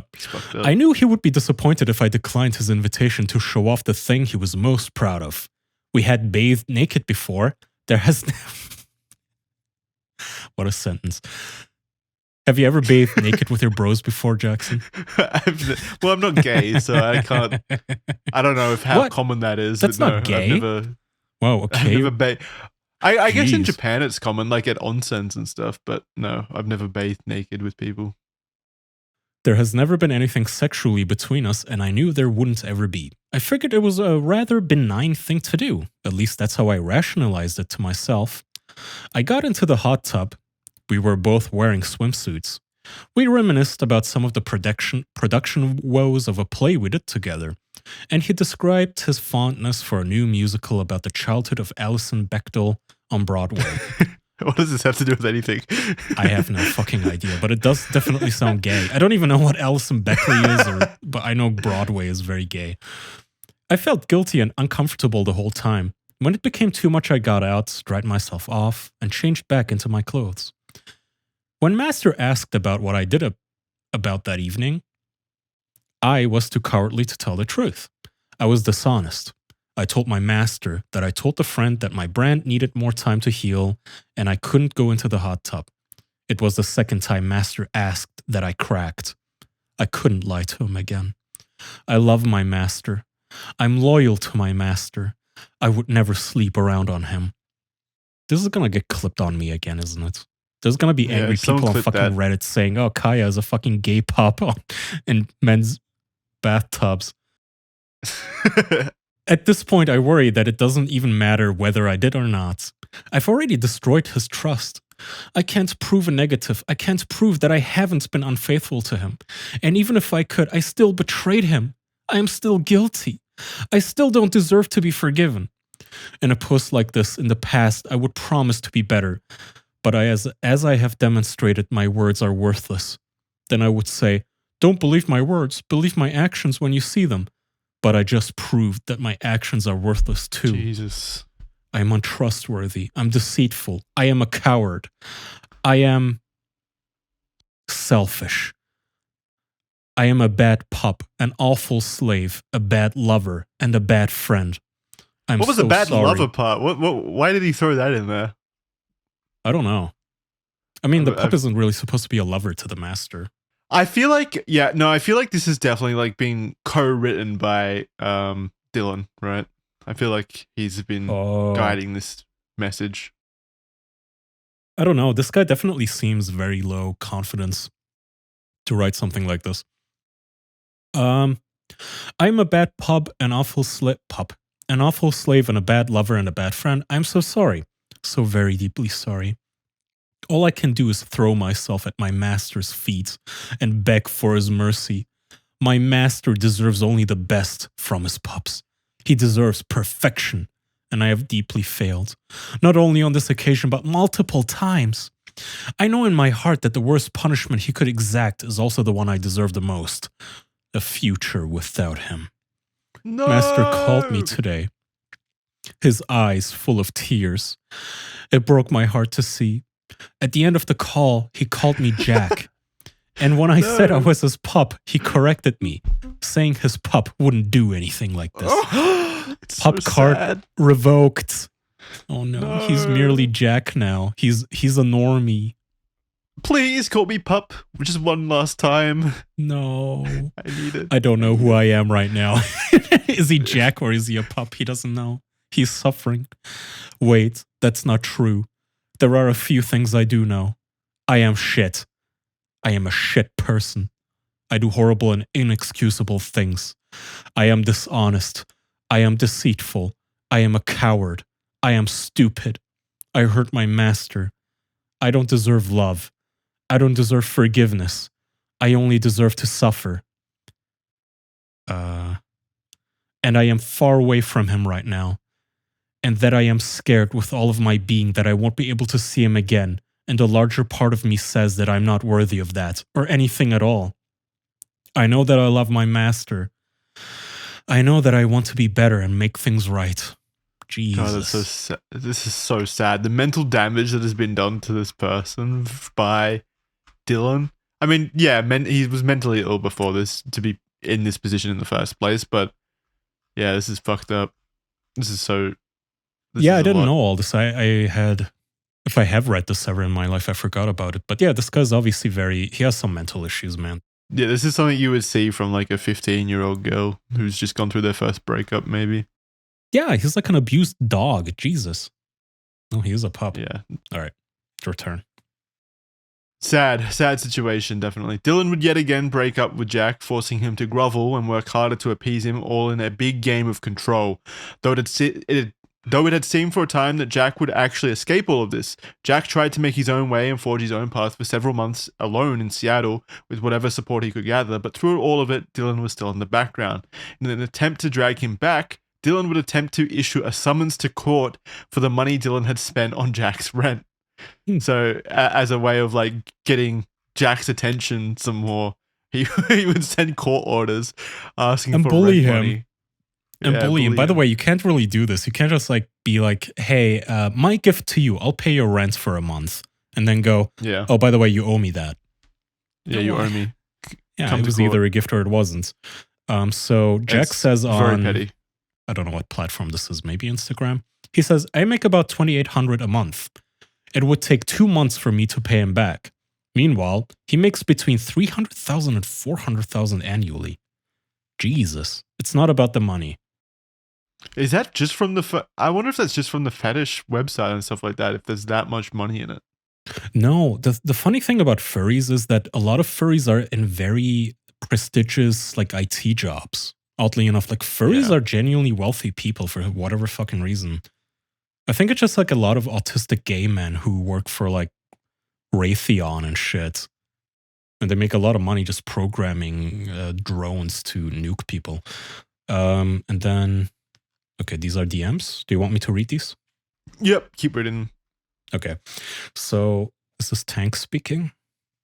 I think so. He make me promise him under duress that I wouldn't speak to anyone about our relationship. Otherwise, he would take me to small claims court. That was not a realistic request to make of me or of anyone. We were together 7 years. Our relationship contract doesn't matter. It isn't binding.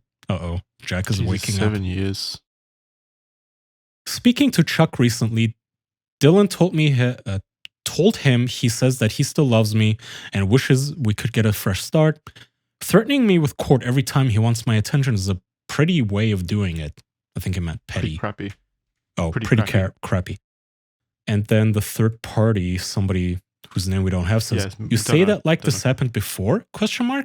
Jack says, oh yes, this is about the third time. Third party guy says, third time? Christ almighty. Jack says, the first time he's gone this far though. When I behave myself, he takes the threat away.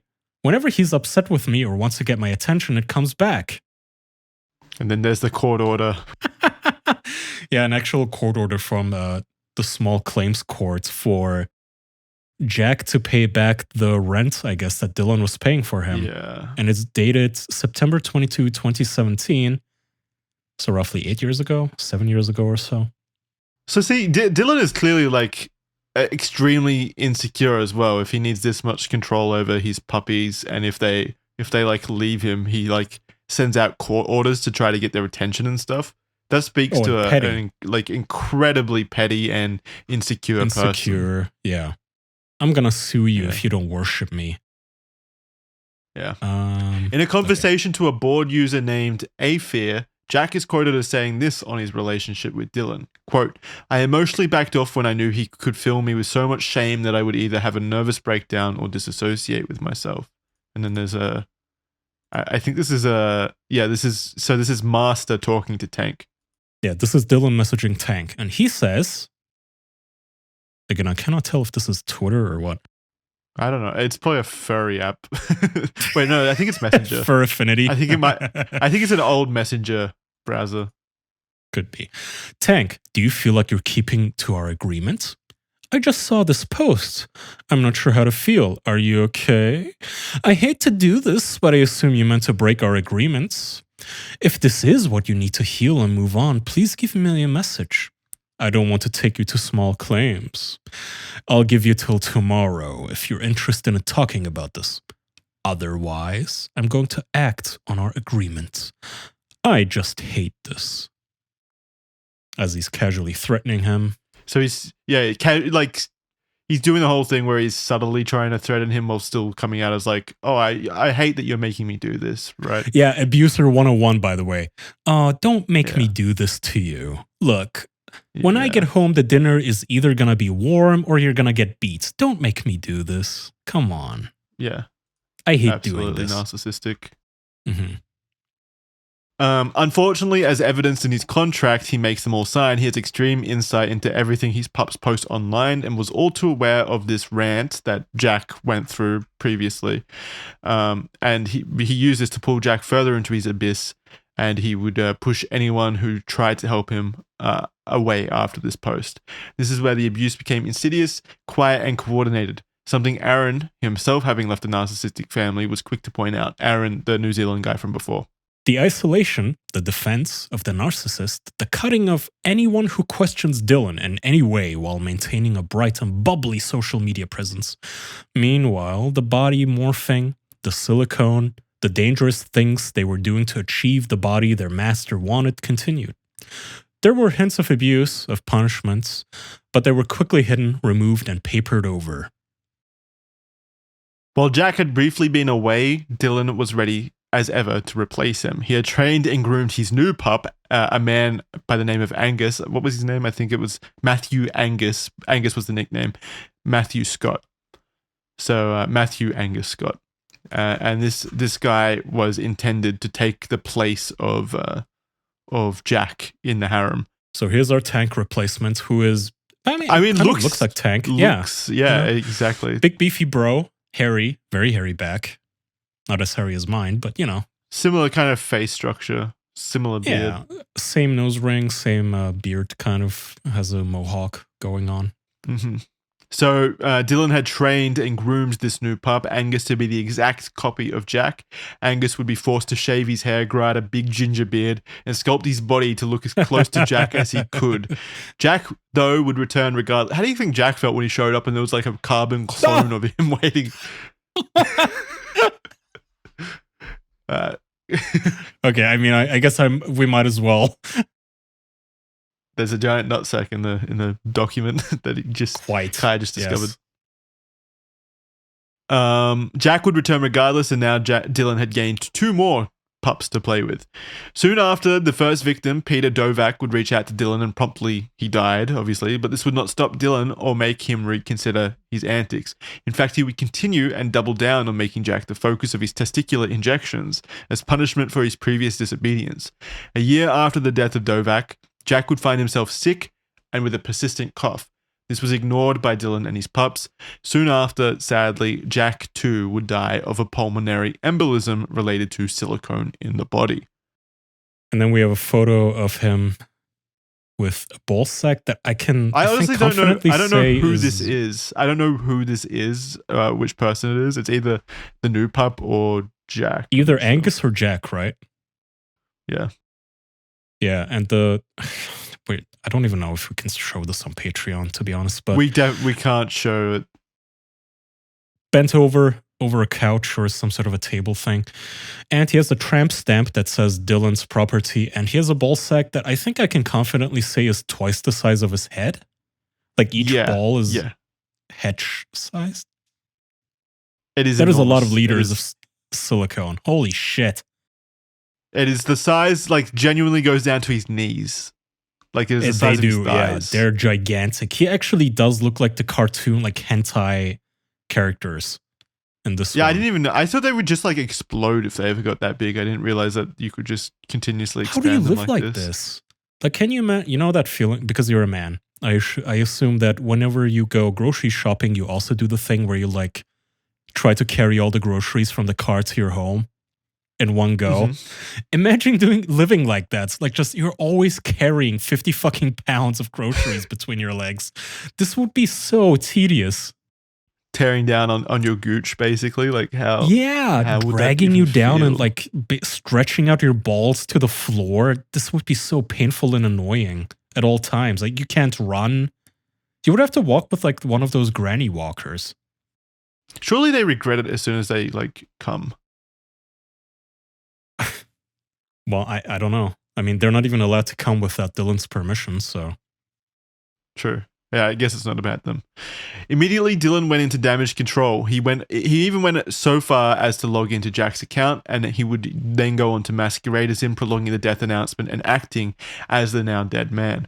According to a Tumblr user who had known Jack, a former employer of his had issued a statement regarding the death of Jack, and upon hearing this, they became concerned.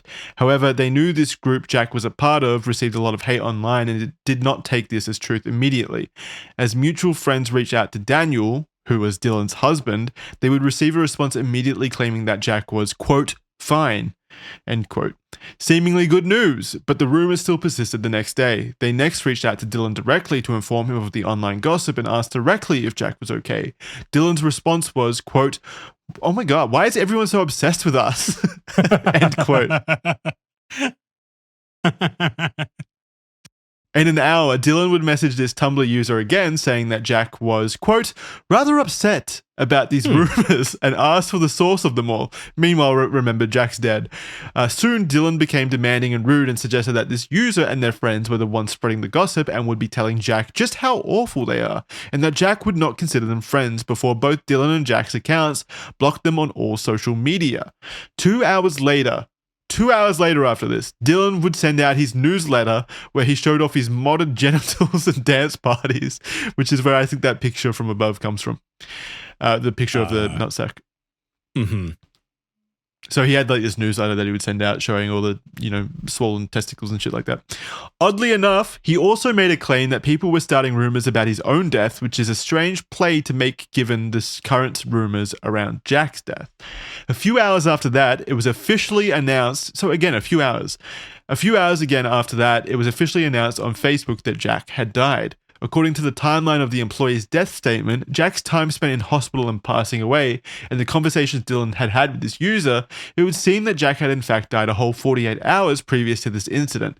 Instead of trying to spread news of his death, alert friends and family, and do all those kinds of respectful stuff, or even just staying silent, Dylan attempted damage limitation by pretending Jack was alive, impersonating him, encouraging the others in the harem to lie about it, and then promoting his newsletter and the procedures that caused the death in the first place.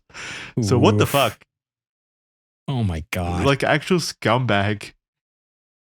Okay, and then we have messages on Facebook Messenger from Dylan Hafertepen, and he says, Actually, I'm talking to the pups. We want to find out who started this and set them straight. This is really inappropriate. Could you share any information you have about it? Or better yet, since you're in with that group, Tank would really appreciate it if you could help find the culprit. Tank is dead, by the way. Yeah, he's in the beyond. Yeah, he's been dead for about 2 days at this point. His balls are stiffening with rigor mortis. Somebody says that's the furthest back that the info that got to me came from. And Dylan replies, which friend? Tank is rather upset. I would be too if I was dead. We're going to resolve this. Or, what's the name of the person who worked with Tank? Question mark. So he's like trying to fucking FBI, investigate who plug the leaks. Who leaked this in the first place. But like, it's gonna come out anyway. I don't know why he even did this. Like, obviously he's not gonna be able to like cover up a death. Like, what? How? What is the game plan? When you have this much narcissism and ego going to your brain, I think you probably might actually think that you could cover up a death. He might have even put it into the contract, like, hey, all of my pups you have to cover for me if I commit a murder, by the way. Like the Scientology thing. I could see like Boogie believing that he could get away with this, so I could also see this guy thinking that he could get away with it. So Dylan also posted on October 16th, the day after Jack's death, about some wildfire smoke that was affecting Seattle, and he tried to use it as an implication it could be involved in the death of Jack that was yet to be announced. So this was a picture of Dylan, and that is Jack on the right there, I think, right? It looks like him. Yeah, that's Jack and then Dylan.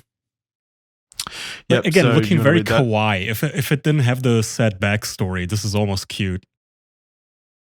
Yeah. He posted this the day after. He posted a picture of Jack the day after his death, by the way. Like giving a thumbs up, like pretending this post is from them. And he said, arrived home to Angus, Biff, Tank, and Seattle shrouded in wildfire smoke. This year the wildfires are so bad there was a government warning in effect. Pollution was so bad, even otherwise healthy individuals were discouraged from going outside without protection. And they're wearing pink respirators? Respirators, yeah. Yeah, it's very cute. Of course they are. So I think the implication, he's like trying to set this up as a potential reason why Tank died. Like he would have died from the wildfire smoke. Even though he posted picture proof right there that he was using a respirator. So, yeah. Man. That's an interesting conspiracy theory, but yes. Regardless, people eventually found out about the death as soon as seen above. Dylan would then post some alleged last words said by Jack, if you want to read these alleged last words. Quote. Yeah, this is from Jack, apparently. Thank you for allowing me to serve you. Your friendship, love, guidance, orders, and ownership have had such a profound impact on my life that I don't recognize myself. You're shaping me into your perfect pup, and I couldn't be happier. And then he died. Ack. That's what he said on his deathbed. I know. I couldn't be happier. You know, whenever like atheists die, and then you have religious people like basically rewriting their history, going, yeah, when Charles Darwin died, he converted to Christianity and he said, Jesus, I love you, please forgive me. This comes across with like that energy, like, yeah, 100%. When he died, he said, Dylan, I love you so much. You are my God. You were such a good master. About everything. Yeah. Yeah, you were the best master I could have ever had.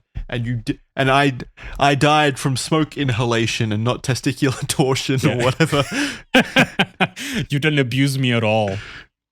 Yeah. If only I hadn't gone out to see the wildfires in person. Like you said not to, but I couldn't help myself. Okay.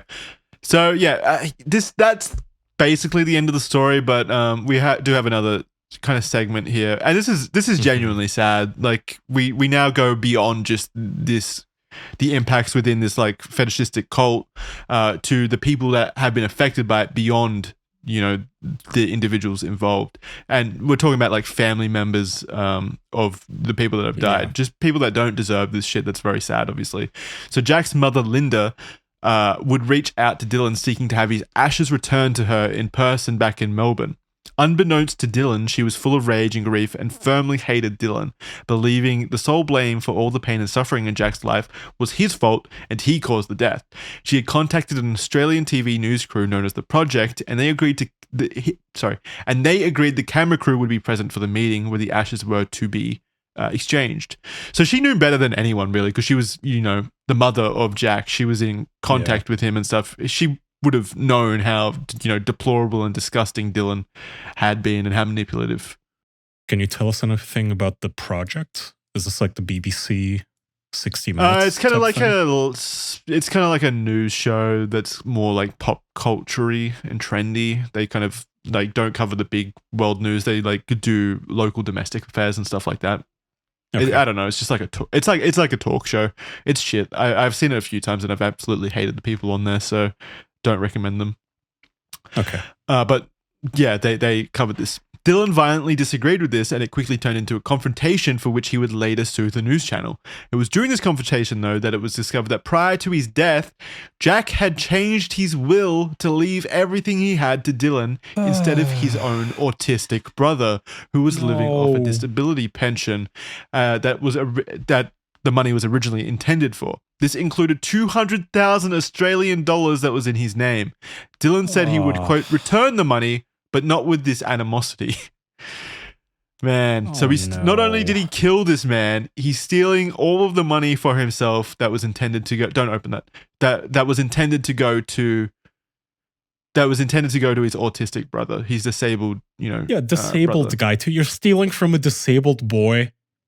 And a mourning mother, by the way. Like, obviously, that you killed this. I mean, this guy is awful. So obviously, he's going to hoard the money for himself. But the money should rightfully be going to the family of the deceased person, especially when there's an autistic brother, a disabled brother involved. So that's the full episode. I've clipped them individually, which is the clips that I sent you. So we'll just go through them. It's not really funny, but to give context and stuff. Mm-hmm.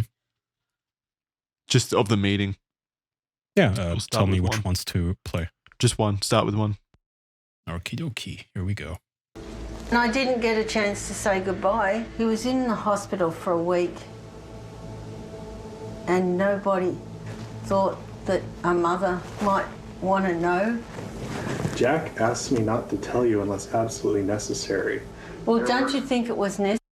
For audio listeners, by the way, it's Jack's mom sitting in a room with and like a support Dylan. group, family members. A support group, and there's Dylan on the opposite couch. Necessary when he's on a ventilator, being in an induced coma.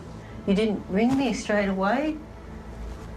I don't know if you had the most important person in your life dead, would you like to be told? I'm sorry, Linda. It was very difficult for me. You piece of shit. You couldn't tell his family that he was on a ventilator? I know. Man. He was posting fake posts with the guy giving a thumbs up, like, yeah, hey, everything is great. Yay, we're fishing. Haha, hooray. Remember the wildfires, yeah. Also, the person next to him, if you want to scroll back a bit, the person sitting next to him, I just realized that I think that might be Alpha Pup. That might be Chuck Osborne. Yeah, that is Alpha Pup. I think so, too. Hold on. Do you know anything about Alpha Pup? Because he seems like the most like normal looking dude. No, well, he looks like a anime villain almost. Alpha Pup, also, aka, what is his name? Let me see. Chuck Osborne. Chuck Osborne, even has a cartoon name. Yeah, no, that looks like him. I don't know anything about him. I guess he's the Alpha Pup because he's like an older daddy looking guy. I don't know. Yeah. I wonder why he's there. Maybe he's the most closely involved with Dylan? I'm not sure. Yeah, his right-hand man. Okay, do we do clip 2? Yeah. I know you're upset. And I'm also upset that 3 weeks before he died, he made a will. What was that about? I thought it was silly. He forced the issue. Oh, okay, all right. Well, if there ever was something suspicious, it's writing a will 3 weeks before you die. That's like taking out a life insurance right before your wife poisons you in the middle of the night. Especially when you're the one injecting silicone into testicles, right? Like you're directly in charge of how much silicone is going in there. Yeah, or you're one of your minions. Yeah. You previously have had someone die from the exact same thing. Yeah, I really don't chalk this up to an accident. It does seem like murder to me, but what do I know? Or carelessness, like manslaughter at the very least. He should be in jail. Oh, 100%. Yeah, absolutely. He should absolutely be in jail. I just don't think it was probably murder. I don't think he would have wanted Tank to die. I just think he didn't give a fuck. Like, oh yeah, one other guy died on us, but hey, you have I like big balls. Maybe, but it's happened before, and also like the 3 weeks before the will being signed. I don't know. That's motive. That is true. I don't know. 200,000 Australian dollars. I don't know how much that is in US dollars, but I feel like he was making enough money to not need the life insurance money. I don't know. It's about 130 US dollars. 130K US dollars. Not 130. It's still a lot of money to kill somebody for. It's a lot of money. I wouldn't put it past him, yeah. Brother on a disability pension. Oh no, there's the brother. $200,000 is a pretty good price, isn't it? He has $200,000. Yep. $200,000. Unless, yeah. Why is he laughing? I know. What a fucking son of a bitch. To describe it to audio listeners, the mom is like, hey, he had $200,000 in his bank account. How curious. Suspicious. Weird that he just died right after giving you all of the money in his will. And here's Dylan smirking. $100,000. Yeah, like he just found out that Giggling. he's won the lottery. He's Yeah, like, holy giggling. shit, I'm so lucky. He's like, hey, I got away with it. I was intending on giving it to them. Well, you put that in writing? Not with this animosity. Ugh. They're like, so you'll give it to us? You want to put that in writing? And then he was like, not with this animosity. Like, you guys have to be friendly to me first after I just killed your son. Fuck. I hate him. I hate him so fucking much, man. He is such a fucking douche. Is this? He's Chad is such telling a us douche. that the alpha pig has died. The alpha pup, sorry, has died? No, that doesn't look like him. It does look like him. Is that No, not they're him, saying- chat? No, it's not him. His name right there is Steve Hurley. Someone different. Oh, okay. My bad. Kind of looked like him. All right, clip 3. Yep. Oh, poor baby. I'm so feeling for you right now. But for Linda, there is still one big question she wants answered. Who injected her son with silicone? Why would they put that up there? Why would they choose that to be the photo?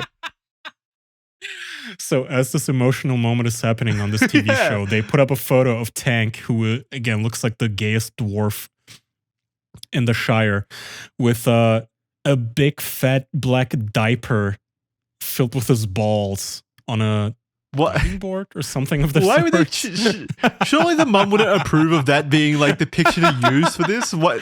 Like, I feel like the project is evil for doing that. It's fucked up. It looks Like, so look at this fucking photoshopped, idiot. but it's not. It does. It looks fun. His head looks photoshopped. I forbid him from doing so after my friend Pete died. I believe with all my heart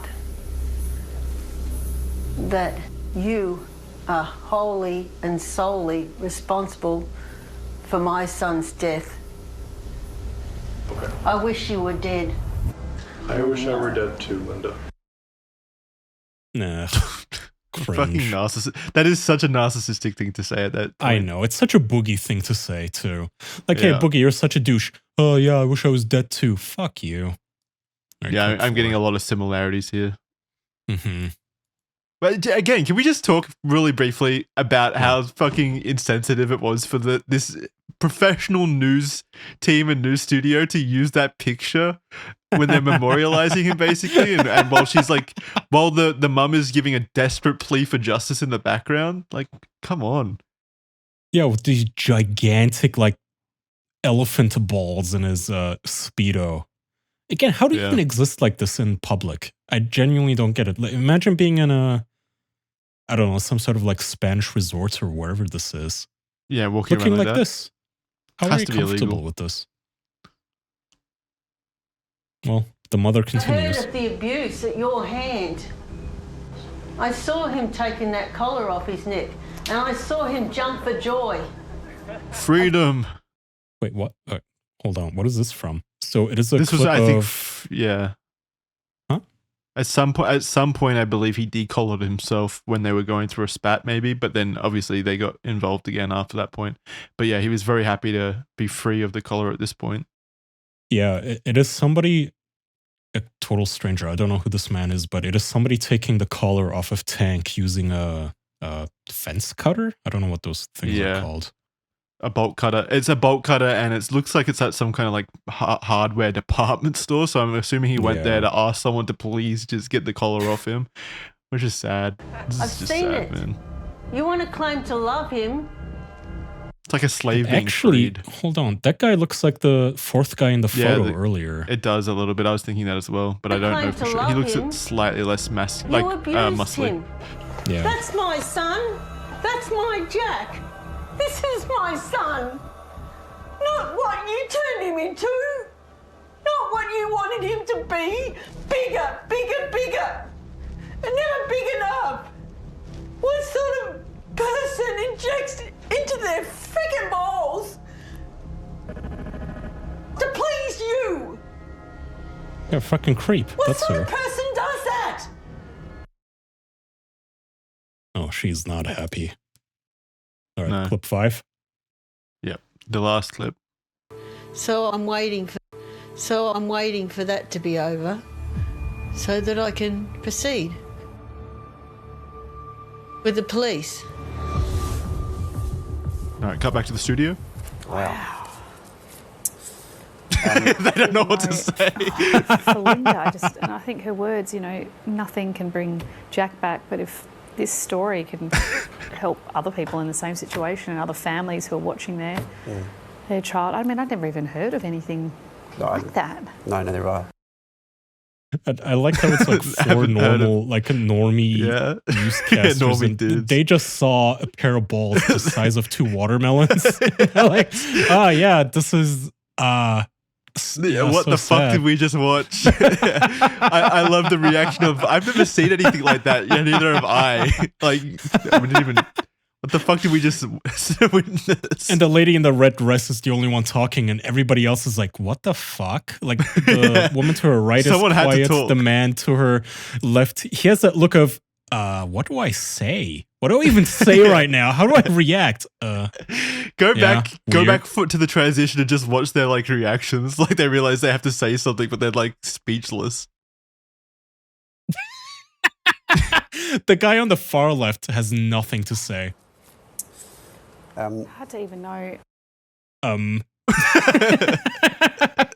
He's like fidgeting, like the second person's like fidgeting with his sheets on the paper. He's like, For Linda, he doesn't know what to say at all. Nothing can bring Jack back, but if.